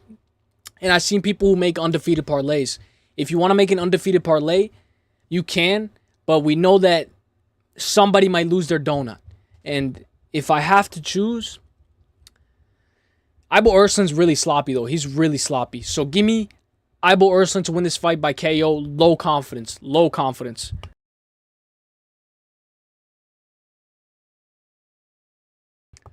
Wait. You suggested the raid, bro? Thank you, bro. WWMC, bro. Thank you for the raid, bro. I appreciate that, bro. Shout out to you, bro. Thank you for the raid. I didn't know he was live, so next time I'll be in his live. I'll be showing support. Okay. So, main card time. Michael Bisping versus Armin Petrosyan. Did you guys see Michael Bisping say hi to Armin Petrosyan? I mean, no, did you guys see Michael Bisping say hi to Shara Bullet? That was actually pretty funny. Thank you, WMC, for the raid. We're going to go over the main card, and we're going to go over pretty quickly. I figured I'd go live today just to see where everybody's at, just to test everything.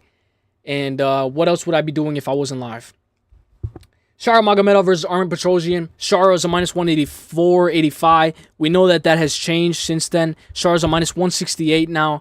And this was going to be my lock of the week. I'm not going to lie. This guy was going to be my lock of the week. Not only was he going to be my lock of the week, but I had really high hopes for Shara Bullet. Until you see that awesome networking is beautiful. Thank you, bro. Thank you, bro. Thank you. When I saw this, bro, yeah, over 2.5 is definitely likely because his last 2 out of 3 fights in his UFC went the distance. When I look at this fight, I like the Bullet. I like his flashy kicks. But me personally, I think he has more success fighting southpaws. He has more success fighting southpaws. Sometimes when he fights orthodox, he doesn't let his hands go and he just keeps kicking. He just keeps kicking, and trying to maintain distance and maintain range. I think Shara Bullet does the best when he faces against southpaw, and I think he prefers southpaw as well because he starts to let his hands go a little bit more, and he looks way better fighting southpaws. Shara Bullet tends to be very kick heavy, but we know that a guy with good wrestling, a guy with good takedowns can definitely take this guy down, and eventually, I know a lot of people say this, Shara Bullet's probably going to lose his donut. He's probably going to lose his O. I don't think it's this fight specifically, but I think if it's going to be any fight that's going to be very close, it's going to go the distance, it's going to be this one right here. I know a lot of people, like Jacob from We Want Picks, is on Armin Petrosian. That's his lock of the week. So considering that that's his lock of the week, you got to take that into consideration. This guy has hit a lot of lock of the weeks. And maybe don't bet too heavy on this fight.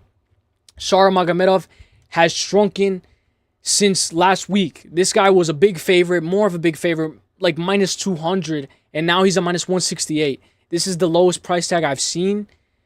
And honestly, it's a little bit scary and a little bit tentative, but I might pull the trigger on Shara. If you saw my 6 best bets video, I went with Shara Magomedov, and I think I'm going to go with him again. Honestly, Armin Petrosian's good. He's decent. But we know that this guy goes the distance way too much. And if you're going to finish a guy like Shara Magomedov, or if you're going to win, I know this might age like milk, but you got to take Shara down, bro. You can't strike with this guy for 15 minutes because this guy is going to, he's going to hit his fluidity. He's going to get his fluidity down. He's going to start getting into his mode. He's going to start teeing off with the kicks, and he's going to look amazing. Honestly, me personally, I know we shouldn't bet this fight. I know if anything, you should just take money line on either side. But I like Shara Magomedov by KO or on points at a minus 165. I know he's a minus 168, so there's no point. Just take money line. But I don't think he's going to win by submission. He can win by submission. But in my opinion, I think live betting is good too. Because let's say he loses the first round, you can live bet Shara Bullet, and Shara Bullet's going to win the second and third. We know sometimes he gasses. So if anything, he's going to win the first and second and then lose the third. But I think Shara Magomedov, money line, just straight money line. Fuck the double chance. Fuck the fancy stuff.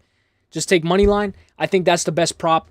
And I think you're not going to see Magomedov at this price tag again unless he's fighting a heavy grappler or like a guy who is really hard at grappling or a guy who has a clear-cut chance or like a specialist. I think a guy who's well-rounded, a guy like Shara Magomedov can strike with him all day until he runs out of gas. But give me Shara Magomedov to win this fight. I know a lot of people have by KO. Me personally, I'm going to go by decision. I know this is going to be one of those fights where it's closer and everybody's biting their nails. And everybody's like, oh my God, oh my God. And then it goes to split decision and then they give it to Shara Magomedov. I wouldn't be surprised, but he's parlayable as well. I recommend just taking money line just in case you don't want that whole parlay to crash and burn. So give me Shara Magomedov to win this fight by unanimous decision. It's going to be a close fight, but he should be able to win that fight. Oh my God, bro. This fight is going to get me scared, bro. Bro, this fight's going to get me scared right here, bro. Hang on, I took the wrong chat. Okay. All right, this fight right here is going to get me scared, man. Not sure. Either of those should be lock of the week. Yeah. None of those should have been lock of the week. Yeah, most definitely. But when I try to make a lock of the week, I try to make a lock of the week that is like affordable as money line and parlayable as well. Speaking of lock of the week, my lock of the week's right here, baby. My lock of the week's right here. Oh my God, I'm scared though. I get scared when I like... Dude, Charles Johnson scared the crap out of me last week, bro. He scared the crap out of me, bro. He looked like he was going to lose that fight, and I was like, no. Don't lose that fight right now, bro. Do not lose that fight. This is one of those fights where it could be where we're in a position where this fight is a lot closer than a lot of people expect it to be, and it goes to split decision, and it's like, oh my, like you're more sweating than you expected to sweat.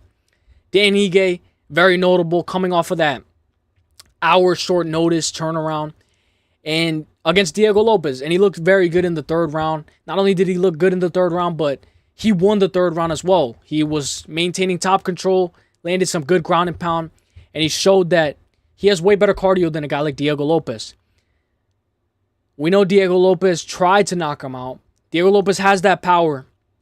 We saw him against Brian Ortega throw his head around, bounce his head off the canvas. But a guy like Lerone Murphy is a technician. He says that he's a minus 200 here, but he's a minus 265, I believe. He's a minus 300. Dude, if you took him at a minus 265, that's a little bit better. But at a minus 300, that's a little bit questionable because he might not even finish his price tag. He might not even fit his price tag considering that Lerone Murphy's a decision merchant. We saw that he 50-45 Edson Barbosa and was not able to finish him at all. But he had Barbosa bloodied up and looked like mincemeat. Dan Ige is a guy who has lost 7 decisions out of his last 8, and he's never been finished in the UFC. I saw his fight against Korean Zombie live, and I thought he was going to win that fight in January 2021. And I was like, bro. At the time. Wait, let me get the chat. The chat's on the side. Bro, I was like, bro. Let me get a drink. This is what I said. I said, bro. How are you losing to Chan Sung Jung? But we know that was in 2021. That was a little bit more competitive than it should have been. But it was a 5-round fight. And he got pieced. He got pieced up. He also lost to Calvin Kattar by unanimous decision. He lost to Josh Emmett by decision. Lost to Movsar Evloev by decision. Lost to Bryce Mitchell by decision. And lost to Diego Lopez by decision. Right now, he has the most hype that he has had in his entire career because of his short notice replacement. But I think, with that being said, I think this guy is going to be tough to finish. But I think he's perfect. He's perfect for a guy like Lerone Murphy. Lerone Murphy matches up perfect against this guy. Lerone Murphy did knock out Amerikami. He did knock out Amerikami, or whatever his name was. But Amerikami is no longer in the UFC, and he's not that good. So if Lerone Murphy's going to win this fight, it's by unanimous decision. I think after a hard-fought 15-minute battle, and I think a guy like Dan Ige is known to lose decisions.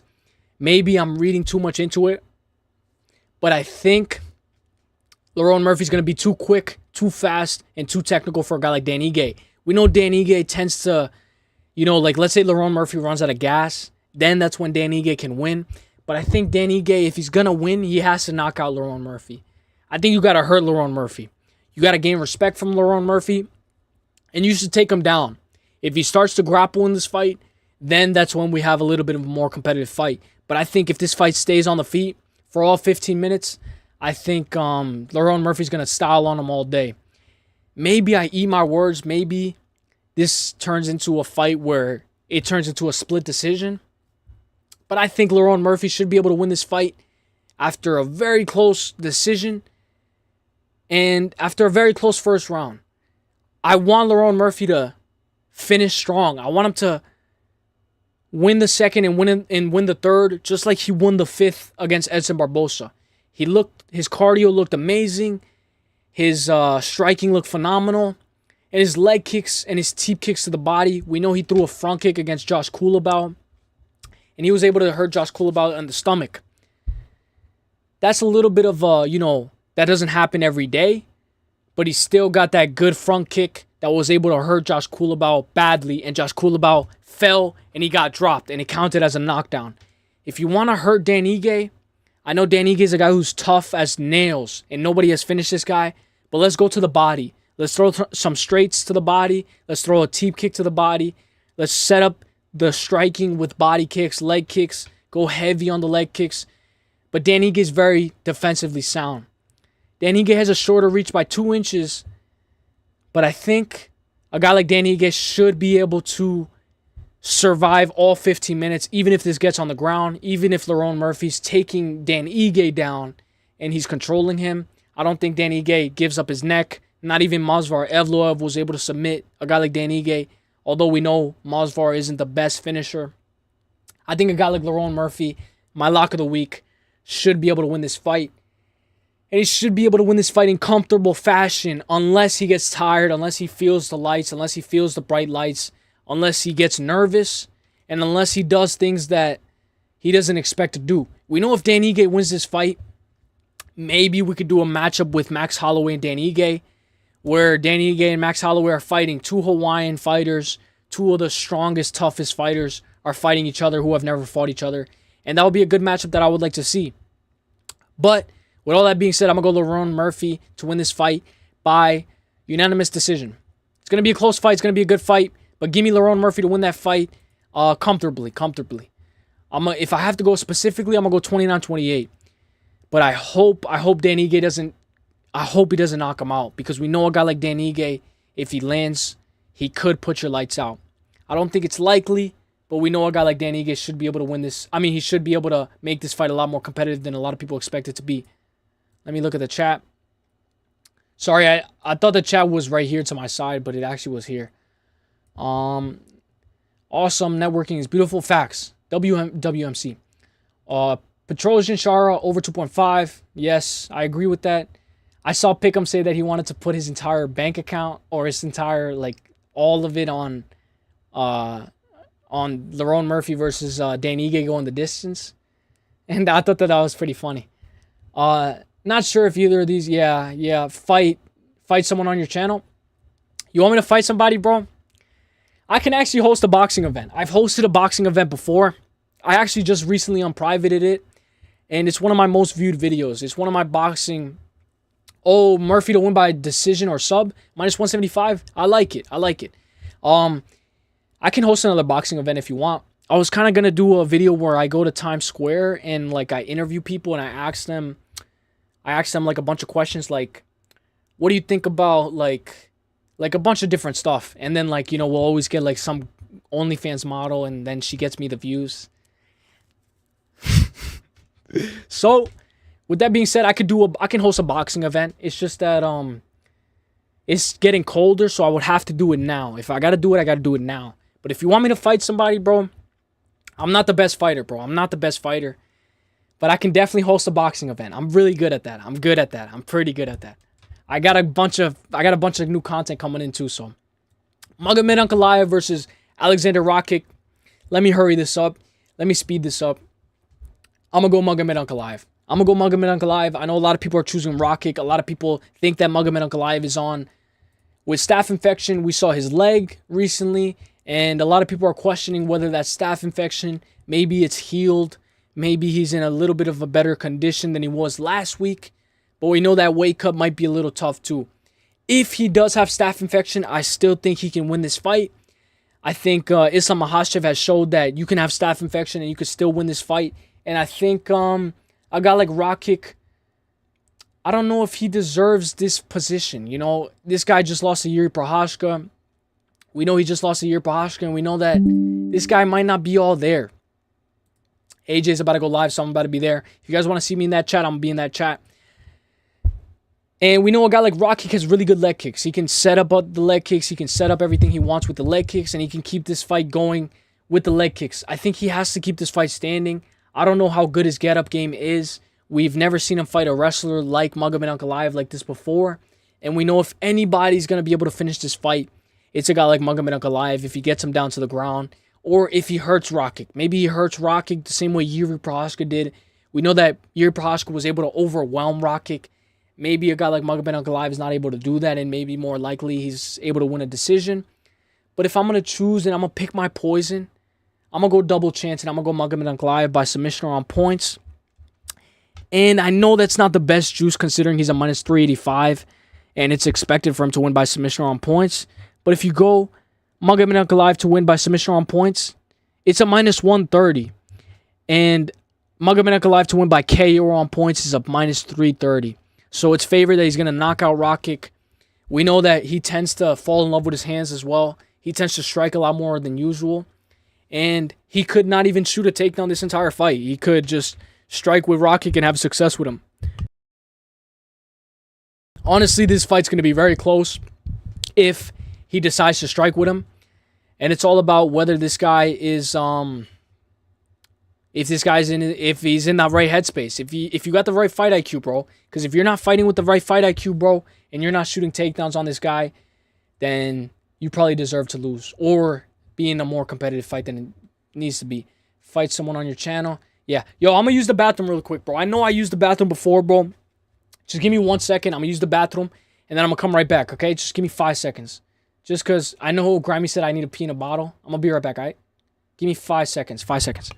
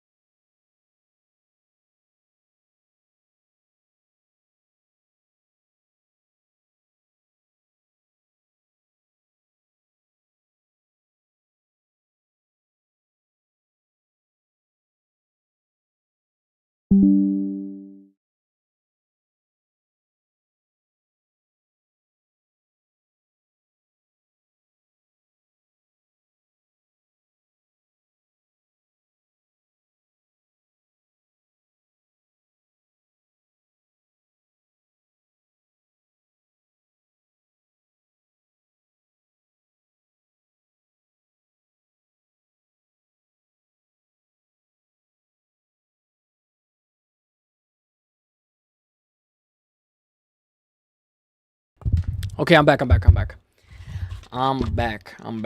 me turn on my camera. Sorry, bro. I drink a lot of water because of my pause, but I drink a lot of water. And sometimes when I talk too much, it's like, bro, like, I gotta go pee again. But I'm back.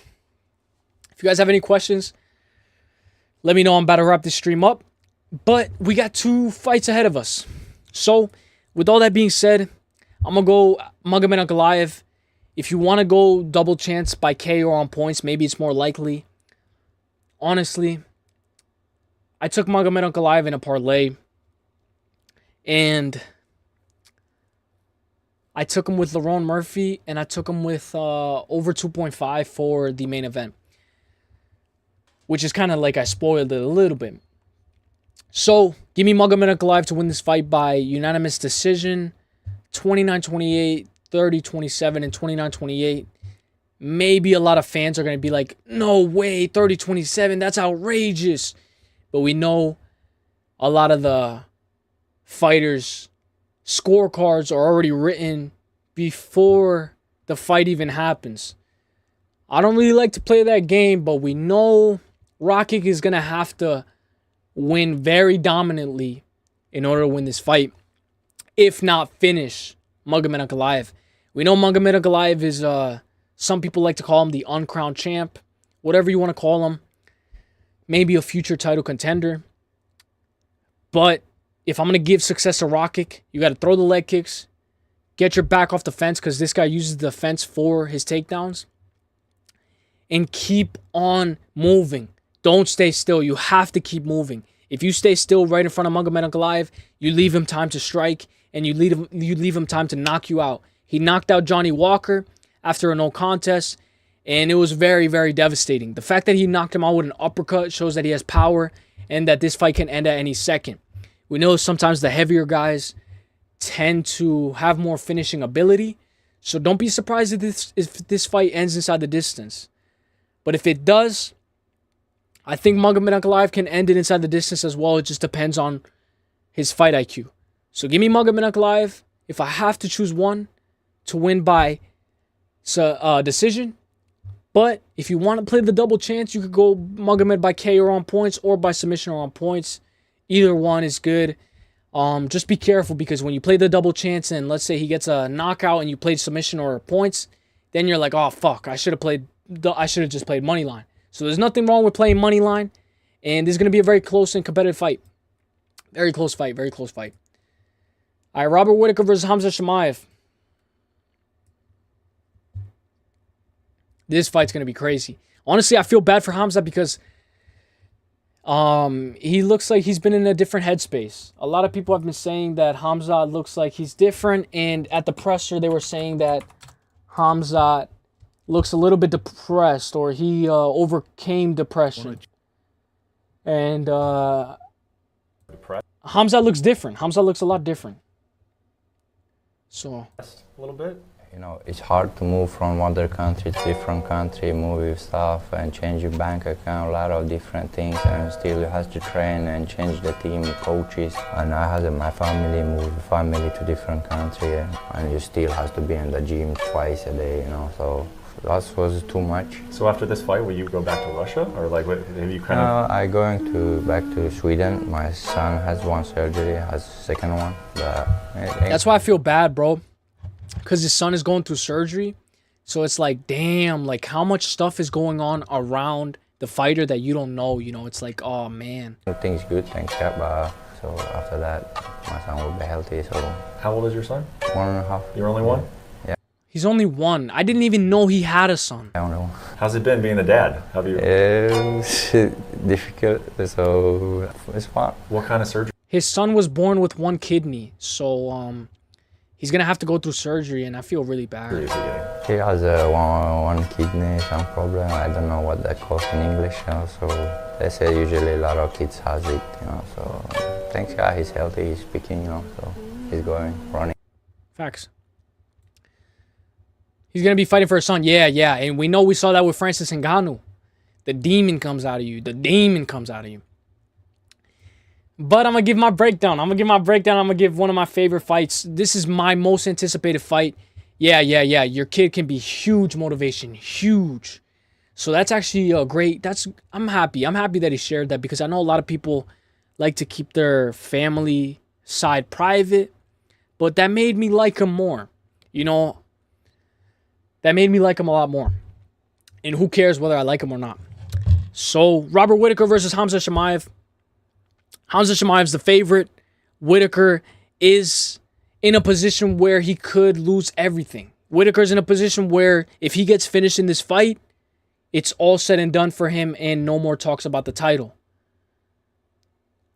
Not gonna lie, gives me pause. I don't know what that means. What I was gonna say was plus 198 for Robert Whittaker. Hamzat is a minus 250. The odds have been crazy. I'm not gonna lie, I thought Hamzat was gonna be a minus 300. After like all the hype, the way everybody describes him, the way that everybody is talking about him, everybody's expecting this guy to completely run through Whittaker. I know a lot of people like to either choose Hamzat or Whittaker.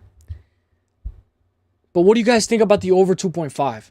So there's an over 2.5 or under 2.5. Over 2.5 is a minus 110. Under 2.5 is a minus 116. It seems like a lot of people are hammering the under 2.5. Maybe this fight ends inside the distance. I think, did you mean like, you mean a pause like it makes you feel sad, right? Sorry. It makes you feel sad. Sorry. It makes me feel sad too. I'm not going to lie. It gives me like a pause. It gives me a pause. With all that being said, though, this fight is my most anticipated fight of the entire card. Not only is this fight my most anticipated fight of the entire card, I have Robert Whittaker to absolutely destroy Hamza Chimaev. I know everybody has Hamzat. Everybody has Hamzat in their entire card. Everybody's hammering Hamzat. What's up, Baby Sharp? I'm going to see you in Clowns Chat later, bro. We're going to be talking shit in Clowns Chat. I'm going to see you later, bro. I'm going to see you later in Clowns Chat. What's good, Baby Sharp? I'm glad you made it, bro. Everybody's going to be picking Robert Whittaker. I mean, everybody's going to be picking Hamza Chimaev. Clown's favorite. Okay, wait. The crew's here. Let's go. And shout out to Baby Sharp, bro. Shout out to Baby Sharp. He started streaming on Kick. And he motivated me to go live more. And I saw him go live. So I was like, bro, let me go live too. Because sometimes I get lazy. Sometimes I'm playing video games. Black Ops 6 is about to come out. And I shouldn't get lazy. I got to keep working. We got to keep working. Well, I was just joking. He's going to go live today. So I was just joking. But you know how like we say hi to each other in the chat? Like when we say what's good, and everybody's in the chat. Excuse me. But it's always fun. I always like being in the MMA community. I know this is a very close fight, very competitive fight. I know everybody's going to be on Hamzat. Majority Topology is actually on Whittaker. 51% and 49% on Hamzat. But when I was at the mall today, I was talking about this fight with my brother. And the guys in front of me, like the people, we're in the line. So we're waiting for the line. And my brother's like, Hamzat's just going to run absolutely right through him. He's going to run right through him. He's going to kill him. He's going to absolutely kill him. And I said, nah, bro.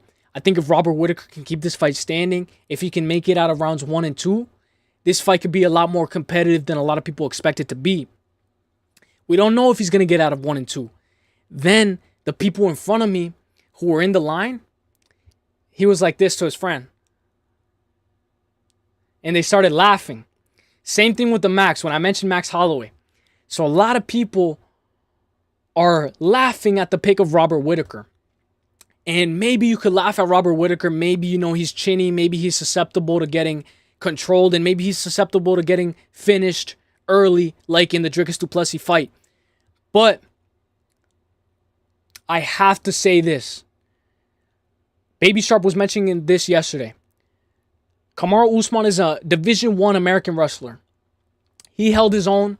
Maybe it was the 30-27. Maybe it was the 29-28. Whatever you want to say. He held his own. He didn't get submitted. I think, maybe this is a little bit of a hot take. I think Robert Whittaker is a way better defensively wrestler than Kamaru Usman. And I know a lot of people are going to be like, no, bro, Kamaru Usman's a way better wrestler. Yes, offensively. Offensively, he's better at getting the takedowns. He's better at mixing it up. And he's better at controlling on top control. But I think when it comes to scrambles, when it comes to getting back up on your feet, when it comes to keeping your toes, keeping light on your toes, keep being bouncy, I think Robert Whittaker is levels above Kamaru Usman. Not only do I think he's levels above Kamaru Usman, I know they were like rumored to fight, or maybe they were just calling each other out. I think Robert Whittaker would destroy Usman. And I know MMA math doesn't always work. But we saw Reese McKee. Reese McKee survived against Chimaev until like the later half of the round, until 4 minutes and a half, until 3 minutes and 39 seconds. He survived. Hamza was able to finish him. A lot of people are going to expect, as soon as Hamza takes the back, they're going to expect this guy to sink in the choke. They're going to expect him to maintain top control. But we know a guy like Hamza Chimaev uses the entire cage. He uses the entire fence to get you down. And sometimes he's just shooting, not to take you down, but he's shooting to get into the clinch. He's shooting to get you across the cage. And we know a guy like Whittaker, I know this is a bad representation. We shouldn't talk about this. But we know a guy like Whittaker looked great against Yoel Romero. Yeah, Yoel Romero is no longer in the UFC. He's no longer here. But we know Whittaker, not only has he looked great against Yoel Romero, in his most recent fight, he looked terrible against Dricus du Plessis. And then he didn't look that good against Israel Adesanya. Many people say that he won against Israel Adesanya. It was a close decision. But I think this is going to be the toughest wrestler. Obviously, it's going to be the toughest wrestler that he's ever faced. But I think Whittaker, I went 4th round KO for Whittaker. I think if Whittaker can survive until round 3, let's say he just makes it into round 3. Let's say Hamza Chimaev wins round 1 and 2. I think if Whittaker can survive until round 3, he could put the pace, and I think he has a great game plan for this fight. He looked a little off against Dricus du Plessis. In his most recent fight, Paulo Costa, he got caught with that spinning kick, wobbled a little bit, and it showed that he's susceptible to getting chinned again. Maybe a guy like Hamza puts him out. Ikram Aliskerov, most recent win 4 months ago, completely knocked him out in the first round. Doesn't tell us much. But when you match these guys up, styles make fights. Sometimes when I'm playing UFC, and I know this sounds stupid, when I'm playing a UFC game, I'm fighting Islam Makhachev, and I'm using Justin Gaethje. And when I'm using Justin Gaethje, I know this sounds so weird. I'm using Justin Gaethje, I'm playing UFC, and I'm fighting Islam. Islam's trying to clinch with me, he's trying to shoot the takedown just to clinch. And half of the time they shoot the takedown just to get the collar tie clinch, and they try to get you with the trips, and then they try to mix in the takedowns and mix in the trips. I think Robert Whittaker is so good with his in and out movement, so good moving laterally, so good getting his back off the fence. You have to hurt Robert Whittaker in order to control him. If you don't hurt Robert Whittaker in order to control him, you can't control him. We know Darren Till was able to drop him with an elbow, and a lot of people were in the first round, and a lot of people were saying Hamza Chimaev can throw that same elbow and drop Robert Whittaker. I think Whittaker has better defense than Hamza Chimaev, and I think when Hamza Chimaev is throwing in the striking department, I think his hooks look sloppy. I think his right hand is perfect. Right hand straight, good. His jab is good. But I think Whittaker, with that jab, spending inside-out movement, is going to make this guy a little bit more tired than usual. And I think Whittaker is going to get back up. I think his biggest problem is going to be that first round. As this fight goes on, I think Robert Whittaker, like I said, is a better wrestler than Kamaru Usman. And I think Whittaker is going to make this fight ugly. I think you have to make this fight ugly. I know Whittaker fights good. He fights clean. He fights perfect. And he's trying to be perfect for 25 minutes. But we've never seen Hamza go 5 rounds before. And we know that a guy like Whittaker is known to sometimes give up his back. When he gets taken down, he gives up his back, and he could get submitted. Hamza's going to definitely look for that rear naked choke, but I think Whittaker has to fight the hands. We've seen him get controlled before. Yoel Romero wasn't able to get that much control on him, but I think when Whittaker scrambles, it makes you more tired on the guy shooting the takedown, just shooting just to get a clinch. We know Hamza's a chain wrestler. I think Whittaker's going to put the beating on this guy in round 3. Let me read what you guys say.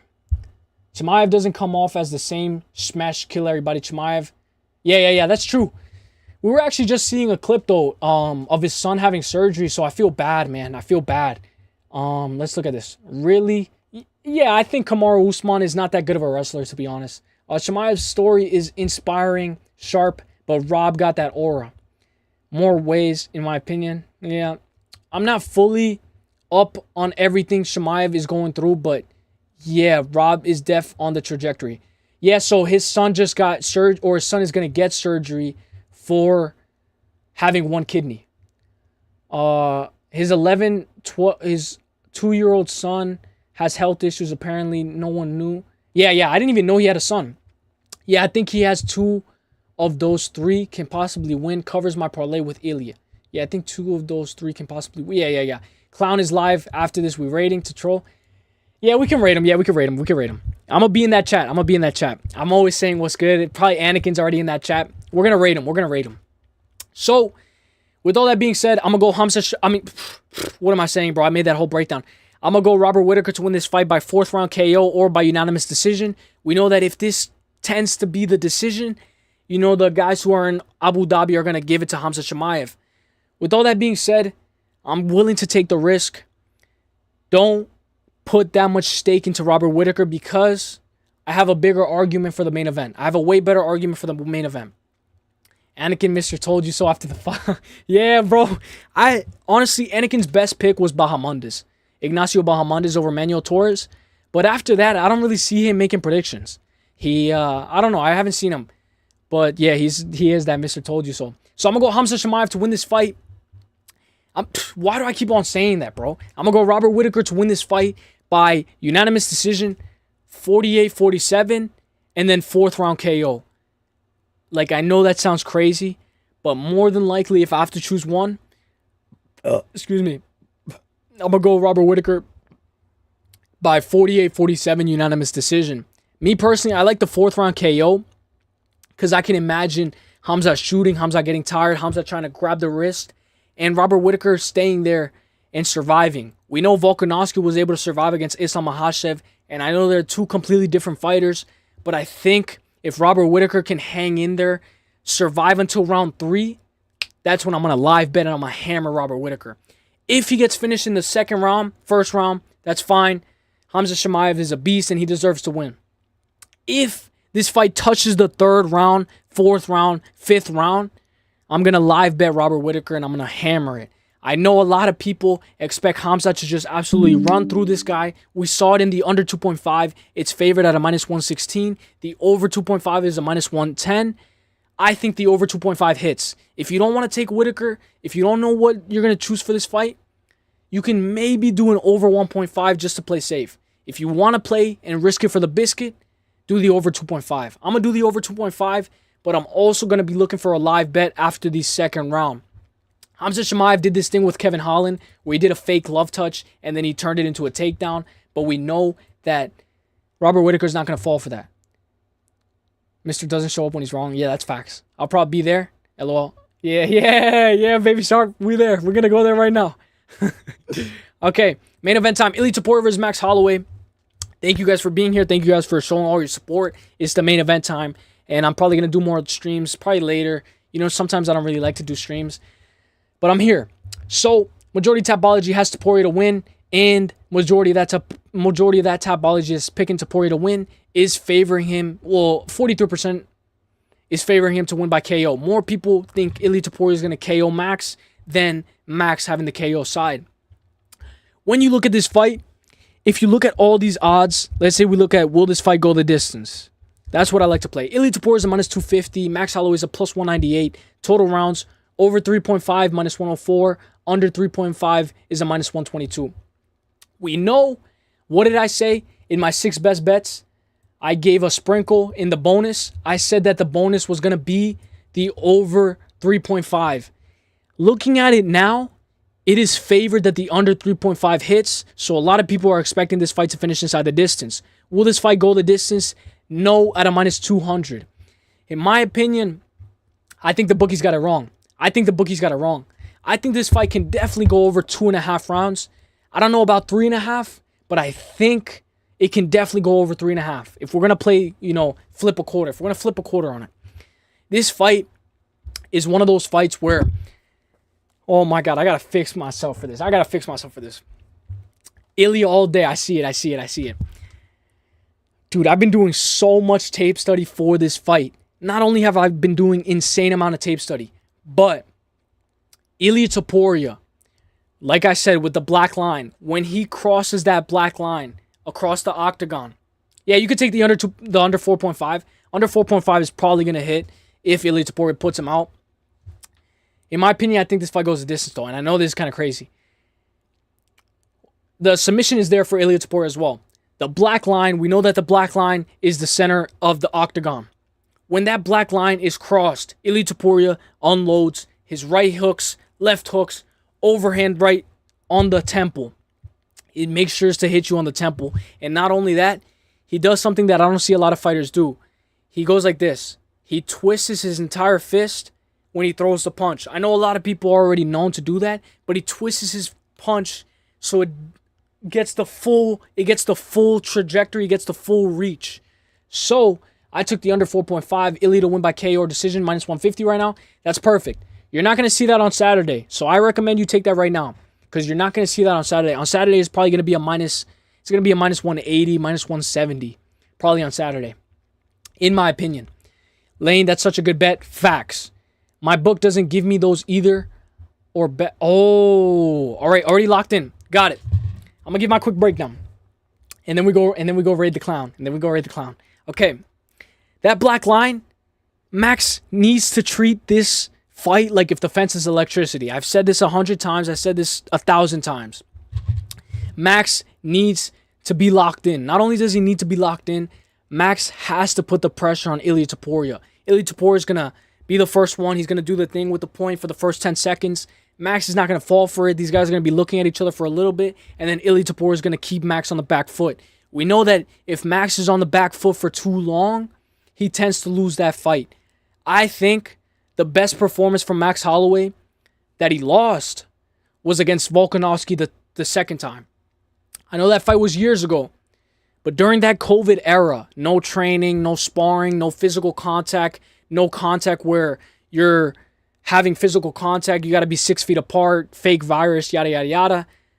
Max Holloway wasn't sparring. And I know, okay, who cares if he wasn't sparring? He looked the best I've ever seen him when he had no physical contact and he was getting trained through Zoom. I think Max Holloway is one of the best strategic game planners. We've seen the face-off. We saw Ilya Topuria. He's smiling. He's laughing. And he's saying, I hope to meet you in the middle of the cage with Max Holloway. Max Holloway is going to welcome it. He's going to be there. And it's going to be a possibility where he's going to try to get into the mind of Max Holloway. I think if this fight is going to go past, you know how he says he wants to get the first round KO. He said that against Volkan, got the second round KO. So this is the Mystic Mac. This guy's the Mystic Mac. I think if Max is going to start this fight, he has to give away the first and second. I know this sounds crazy. Max, you got to win the first round, but you don't have to. And it's because Ilya Topuria tries to download data. He tries to download data. We saw Volkanovski when he goes like this. He left his head up in the air, and it was only a matter of time before he got caught. I think when you look at both of them match up, I've said this before, I think Max Holloway is 6'1". I know a lot of people are listing him as 5'11", 5'10". I think Max Holloway at 6'1", especially looking at how he looked against Ilya Topuria. He looked way taller, way bigger. Maybe on fight day, Ilya Topuria is going to look good, and he's going to look very filled out. I think Ilya Topuria is going to struggle to land that overhand right. We know when he's trying to throw that overhand right, Ilya Topuria doesn't even look. He doesn't even look at where the right hand is landing. Yes, with Volk, he framed it, and then he threw it, and he does one of the best movements with his fist where he completely turns his whole fist when he punches. He turns his entire fist when he punches, so if it hits the head, it turns like if it's going through. He wants to punch through your skull. And with that being said, if he's turning his entire fist, he generates more power.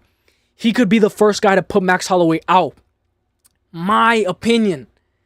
He's too quick. He's too fast on the outside. And I think Max Holloway is faster than Ilya Topuria. We saw with Ilya Topuria, sometimes he waits a little too long. Sometimes he tries to close the distance. And then he tries to land that overhand right.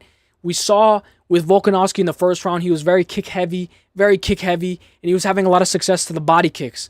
Max Holloway has a good spinning kick to the body. Not only does he have a good spinning kick to the body, but I think Max Holloway can set up that spinning kick to the body with the over kick to the top. We know Ilia Topuria is going to expect that. Everybody in their right minds has been breaking down this fight and saying the head kick is there. The head kick could be there, but let's say it's not. The right to the body, the straight right to the body is going to be there. The body shots are going to be there. And when Max tees off on your body, his head is very open. Who's more defensively sound? Ilia Topuria. He keeps his chin tucked and he hides his shoulder with his chin. He hides his shoulder with his chin so that way it's a little bit harder to hit him. He has very good head movement. Sometimes when he's getting hit with a jab too much, he tends to move his head and he's able to download your data, react to your feints, and then he's able to land that overhand right. I think he needs to set up that overhand right with his body shots. I don't think the body shots are going to be there. I know Max Holloway is going to be this guy who's going to step in the middle and he's going to just want to throw down. But Max Holloway needs to be a calculated Max Holloway. And maybe I'm asking for too much, but when Max Holloway's fighting Ilia Topuria, one, you got to keep your back off the fence. Treat it like electricity. That's fine. Easier said than done. Two, you got to touch this guy's body. You got to touch his body. And I know why do you want to go to the body so much? Because we got to set up that spinning body kick. I know that spinning body kick is going to be thrown. Maybe Ilia Topuria turns that into a takedown, but I'm going to say that spinning body kick is going to be money for Max Holloway. That straight right to the body is going to be money for Max Holloway, and I think his 1-2 is going to be money for Max Holloway. Ilia Topuria is going to try to grapple if this fight tends to be more competitive than it needs to be. If Ilia Topuria is struggling on the outside and struggling to find Max Holloway's head, I can definitely see Max Holloway turning up the pace, turning up the snowball effect in rounds 3, 4, and 5. I know a lot of people aren't going to agree with this. I'm going to see what the chat has to say. But I can definitely see Max Holloway making it out of the second round after maybe fighting a little bit of submissions, getting, maybe Ilia Topuria mixes in a takedown in the second round. He gets back up to his feet. And I know a lot of people are going to say that I'm biased, but I definitely see a path for Max Holloway. I got a Max Holloway shirt too, so maybe it's bad luck, but dude, bias aside, I really think Max Holloway, an orthodox in southpaw, is going to give this guy problems all day. I think Max Holloway is going to tee off on this guy, and I think this guy's going to brutally piece this guy apart like the Calvin Kattar fight. And I know that sounds crazy, but that's what I'm going to go with. So let me know what you guys have to say. Let me read what you guys have to say. We're going to go raid, and we're going to finish this chat out. That's what I have to say. I know Ilia Topuria could knock him out. He could finish him, and easier said than done. And then I'm done. So let's look at what you guys had to say. Fight ends by KO plus 125. That's perfect. That's perfect. That's actually a good prop. That's a good prop. Fight ends by KO. I think it's a war. I like both to get over 100 strikes, but really like the Max. Yeah, bro, I think so too. Lane Sprinkle. Let's see Saturday, baby. Shout out from Hawaii. Us Hawaiians don't back down. Let's go. Shout out to you, bro. Shout out to you, bro. I know you were in here in the beginning, so thank you, bro, for commenting. Interesting. Ilia has more finishes by sub, but the last 5 years hasn't been the case. Yeah, he turned into a knockout artist when he joined the UFC. And also, he has a really good Darce choke, and he has a really good rear naked choke. He has a really good Darce and a rear naked choke. Ilia sub Bryce Mitchell, and he's pretty solid on the ground. Yeah, definitely. And especially if he takes Max Holloway down. The only thing I don't like about Ilia is he waits too long. But we know that he's not going to wait for Max. Word, W. Grimey. What's up, Hernanov? I know Hernanov was one of the first guys here. Shout out Hernanov. Max locked in, bro. He fought so many different fighting styles. Yeah, and then bias aside, Ilia Topuria had a phenomenal performance against Josh Emmett. And we know that he could go 5 rounds. So we know that, in my opinion, I think this fight goes a distance. And I think it's going to be a very competitive fight. What's good, Lane? Respect the pick. Thank you, bro. I could be wrong. Let's finish up the questions. Let's finish up the chat. Because I'm about to wrap this stream up. Honestly, if everybody's going Ilia, that's fine. You could go, let's say, bias aside, I'm going to give you guys the best props. What Lane said, fight ends by KO, is a good prop. Not only that, I like the double chance. I like to sprinkle double chance. Ilia by KO on points, minus 185. Ilia by submission or on points is a plus 120. Bias aside, excuse me. bias aside, we know Ilia Topuria can definitely take down Max, and he can have him in a hard body triangle, or he can have his head hard and pull him down to the ground. We know if we're talking about strength, Ilia Topuria is probably going to be the stronger fighter. He's going to be more powerful, more explosive. So we know submission is live as well. I think submission is more live than a knockout. And I know this sounds crazy because he's a KO artist and he's fallen in love with his hands. But I think if he's going to finish Max Holloway, it's going to be by submission. Max Holloway has been finished by submission before, but very long ago. Ilia is a good fighter. He's a great fighter. Ilia by sub. Yeah, me personally, I would take Ilia by sub or on points, and then take Ilia by KO or on points in a different slip. I took the under. I don't know what it is now, but it was a good play. Yeah, let's say we take the under 4.5.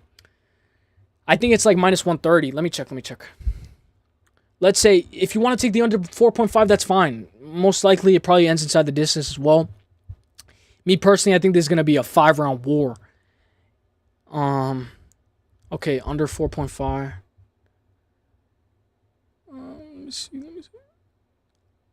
Oh, there's no under 4.5, bro. I mean, I don't see it on my book. I don't know. If anybody has it, let me know. If anybody has the under 4.5, let me know, because I can't see it on my book. But the under 4.5 is good if you want to sprinkle it. I think you guys have to be careful with this card, bro, because this card's going to be insane. Not only is this card going to be insane, this card is going to probably end in devastating fashion. We're going to see a lot of probably crazy finishes, or we might see a bunch of decisions. But one thing's for sure, one thing's for certain. The co-main event, the entire main card, is going to be a banger. Not only is it going to be a banger, may the best man win. I don't want no eye pokes. I don't want no weird situation. And I don't want no terrible judging. But we know maybe we're going to have terrible judging. But may the best man win. Max was right, though. He likes to copycat other people's aura. And one thing about Ilia, I know this kind of sounds weird. We'll see in the ceremonial weigh-in. And we'll see in the last-minute predictions tomorrow. When he faces off against Max, bro, he looks short as fuck. He looks short as fuck, bro. Like, honestly, I know this means nothing. They have the same exact reach. So who cares? And I know Max doesn't move his head at all. But Ilia Topuria looks a lot shorter than I expected him to be against Max. That's still good for moneyline. I got it. Oh, 130. 130 minus 130. Thank you, Baby Sharp. Thank you, bro. Shout out to you. Okay. So we have the under 4.5. We have fight ends by KO. And then we have... Yeah, I know some people say Max is 5'11". I think he's 6'1". I know that's a little bit of a reach. Under 4.5 is a minus 140. Under 4.5 at a minus 140. Me personally, I said the over 2.5. You don't have to take it. Ilia Topuria by submission or on points, plus 120. Ilia Topuria by KO or on points, minus 185. And then, yeah, I think Saul Diamanto. Does anybody know if Saul Diamanto is judging tomorrow? He actually should. Fire that guy. Fire that guy. Saul Diamanto. But the under 4.5, Ilia Topuria by submission or on points, Ilia Topuria by KO or on points at a minus 185. Or if you don't want to play this game, you don't want to get risky, we could do fight doesn't go the distance. If you really think that this fight doesn't go the distance, fight doesn't go the distance at a minus 200. It's not bad at all, and it's parlayable, and we could definitely have it. At a minus 225, it's not that bad. Over 1.5, minus 335. So it's just as much as Metabik ought to buy. Yo, what's good, Ryan Hong? What's good, bro? Welcome in. We're just about to wrap this up. Thank you guys for liking my stream, guys. Thank you guys so much. Ilia, I feel like he's him. Yep. Max feels like he's losing. He doesn't look good at 145 weight-wise.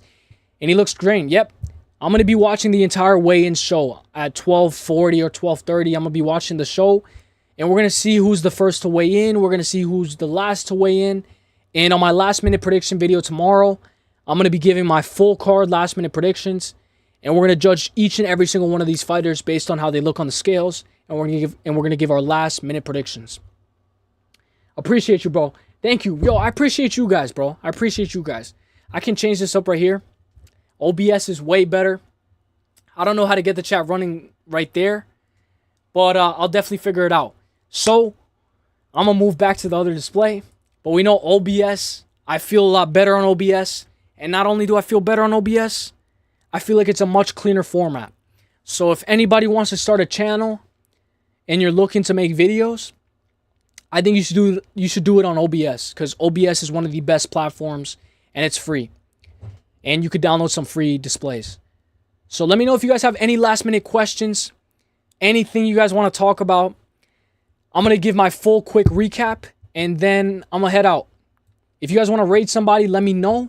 And if you guys want more live streams or if you guys want more content, let me know. Baby Sharp, I could definitely help you with OBS. I can show you my OBS actually right now if you want. OBS is just about the sources. The sources is the difficult part. But I'm going to give a quick little rundown. So, for the main event of Ilia Topuria versus Max Holloway, we got some people saying the under 4.5 minus 140. That's fine. You could take it as money line, sprinkle it. Fight doesn't go the distance. Ilia Topuria by KO on points. I kind of like that a little bit more because a little bit of safer side. And then I really like Ilia Topuria by submission or on points. Me personally, you guys know me. I'm going to go Max Holloway. I'm going to take money line. But if you want to take Ilia Topuria by submission or on points, plus 120. Ilia Topuria by KO on points, minus 185. You cover both price tags. And just in case he wins a decision, you still cover the price tag. So it's not bad. And I think it's better than the under 4.5 because maybe, in my opinion, I think it goes the distance. But the under 4.5 could hit too if he gets a KO or a submission. Robert Whittaker, Hamza Chimaev. I got Robert Whittaker all day, 4th round KO, and then I got him to win by unanimous decision, 48-47. Magomed Ankalaev, I got Magomed Ankalaev to win by unanimous decision against Rakic. Lerone Murphy, lock of the week, baby. Lerone Murphy to win this fight by unanimous decision. If you want to go, Lane said something good. Lerone Murphy by sub or on points is a minus like 174. So that's not bad. You can do that. Shara Magomedov to win his fight. Although Armen Petrosyan, a lot of people are heavy on the dog. Aibo Urslan versus Rafael. I'm on Aibo Urslan. Low confidence. Rafael's a good dog. One of the undefeated guys on this entire card. Jeff Neal versus RDA. I'm going Jeff Neal to win this fight by unanimous decision. But he could knock out RDA at plus 210. But Jeff Neal to win by points is like a plus 110. Medibek Otabay versus Mateus Rebecki. Rebecki could win. He could have success in the scrambling apartment. But I got Medibek Otabay to win this fight. If you want to go inside the distance, you can. But me specifically, I'm going to go by decision. Abus Magomedov versus Bruno Ferreira. I'm going to go Bruno Ferreira to win this fight. Kennedy and Jegachu versus Chris Barnett. I'm going to go Kennedy, but I want Chris Barnett to do a front flip and win. Faid Bashara by decision to beat Victor Hugo. Bruno Silva versus Ismael. Ismael, we know MMA Breakdowns was on Bruno Silva, so that's one of his favorite dogs. So it's not bad to sprinkle dog, but we know Bruno Silva is almost on his way out versus a guy who is re-signing on his way in. Renan Fakardinov to win his fight by decision, but we know he could finish inside the distance. Carlos Leo is a difficult opponent, but I think he should be able to win that fight comfortably. Let me see what you guys say. So guys, I have a good outro. I don't have a good outro like Baby Sharp, but I got a pretty good outro. Like, I'm going to just play some music and then I'm going to just play this starting soon. So, I'm losing my voice. I'm going to go get something to eat. But if you guys have something you want to ask or, like, any ideas for content, any type of, like, time to live stream, let me know. So that way I could get all you guys on the right time. We know that maybe this time is perfect for a lot of people, but we know I got to fit a better schedule and I got to be more consistent. Sometimes at this time, I'm just chilling, playing video games. But we know that this is a pretty good time considering we got 14 in the chat. Shout out to all you guys. Thank you guys for being here. And let me just read the chat. I got to get right. Recap real quick. Got you, Hernanov. I got you. Thank you for asking for that, bro. Hernanov got that stats. Hernanov's profile picture is actually good. It's Prates. Prates versus Neil Magny is going to be fun. The sources are solid. I understand them. The other day just didn't have anything. I found a free plugin so I can multi-stream for free. Just want to get the kick chat on the chat we watch. Yeah. That's a little bit harder to do. I don't know how to do that, really. I'm going to be honest. We chasing this weekend. Let's go. Also, join Baby Sharp's Discord and join Pick'em's Discord if you guys haven't already. These guys are talking about bets. These guys are talking about basketball bets. These guys are talking about MLB. These guys are talking about all different types of sports, soccer, and they have really good plays. So if you want to make some decent cash on the side, join Baby Sharp's Discord and Pick'em's Discord, because I'll be in there, I'll be talking, I'll be chatting, and a lot of people make a lot of cash in that Discord. So it's a perfect Discord, one of my favorite Discords. Pick'em and Baby Sharp, my top Discord ever since I got kicked out of MMA Joey's Discord. After I made that MMA Joey video, he kicked me out the Discord. And you know, that's expected, bro. That's expected, because you know, you're gonna make a video, you gotta expect to be kicked. So my two top Discords now are Baby Sharp and Pick'em MMA's Discord. Actually, Uselyis has the Mexa stash. Yeah, I do, bro. I don't know if I should save it though. Look, I'm gonna show you guys. I got a pedo stash like Rigo.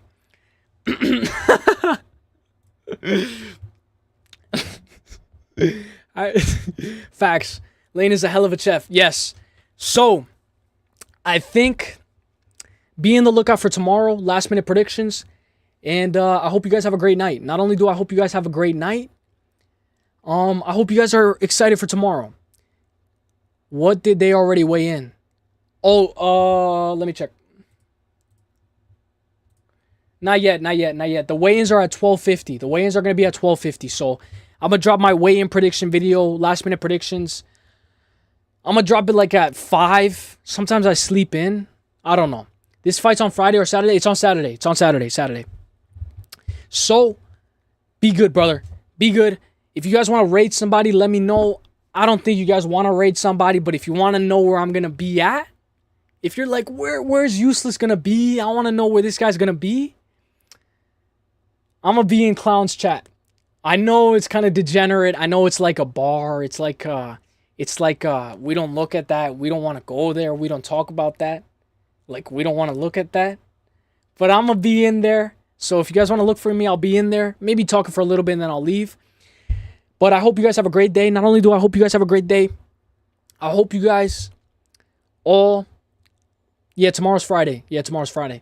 Tomorrow I'm gonna drop my last minute prediction video, and I hope you guys all remain healthy. You know, sometimes with the coldness, with the weather, a lot of people get sick, and a lot of people during this time of season get a lot sick. So I'm gonna drop my last minute prediction video for tomorrow, and I'm gonna be all over YouTube. If you want to see me, I'll be in actually MMA experts chat, because I think he's about to go live, and I'll see you guys in the next one. All right. Let me know what you guys think. I'm a Real Madrid fan, but I do bet on all teams depending on the opponent. Liverpool is a moneymaker, to be honest. But make sure to play Aston Villa moneyline. Whoever's reading this, that's money. Thank you, Hernanov. It is a strip club. Yeah, it's like one of those things where we don't want to go there. You know, I don't want to be seen there. But I'm going to be there. Everyone going, but no one wants to admit. Yeah. And, all right. That being said, guys, I'll see you guys in the next one. I hope you guys have a great day. I hope you guys remain healthy, and I hope you guys take care of your family. You know, like sometimes family time is one of the best times. So spend time with your family and enjoy the holidays as well. Because I mean, I know the holiday. I'm gonna see you guys before the holidays come, but the holidays come by quick and they go by quick. So I don't know. You know, enjoy the holidays, because you know the holidays are coming up.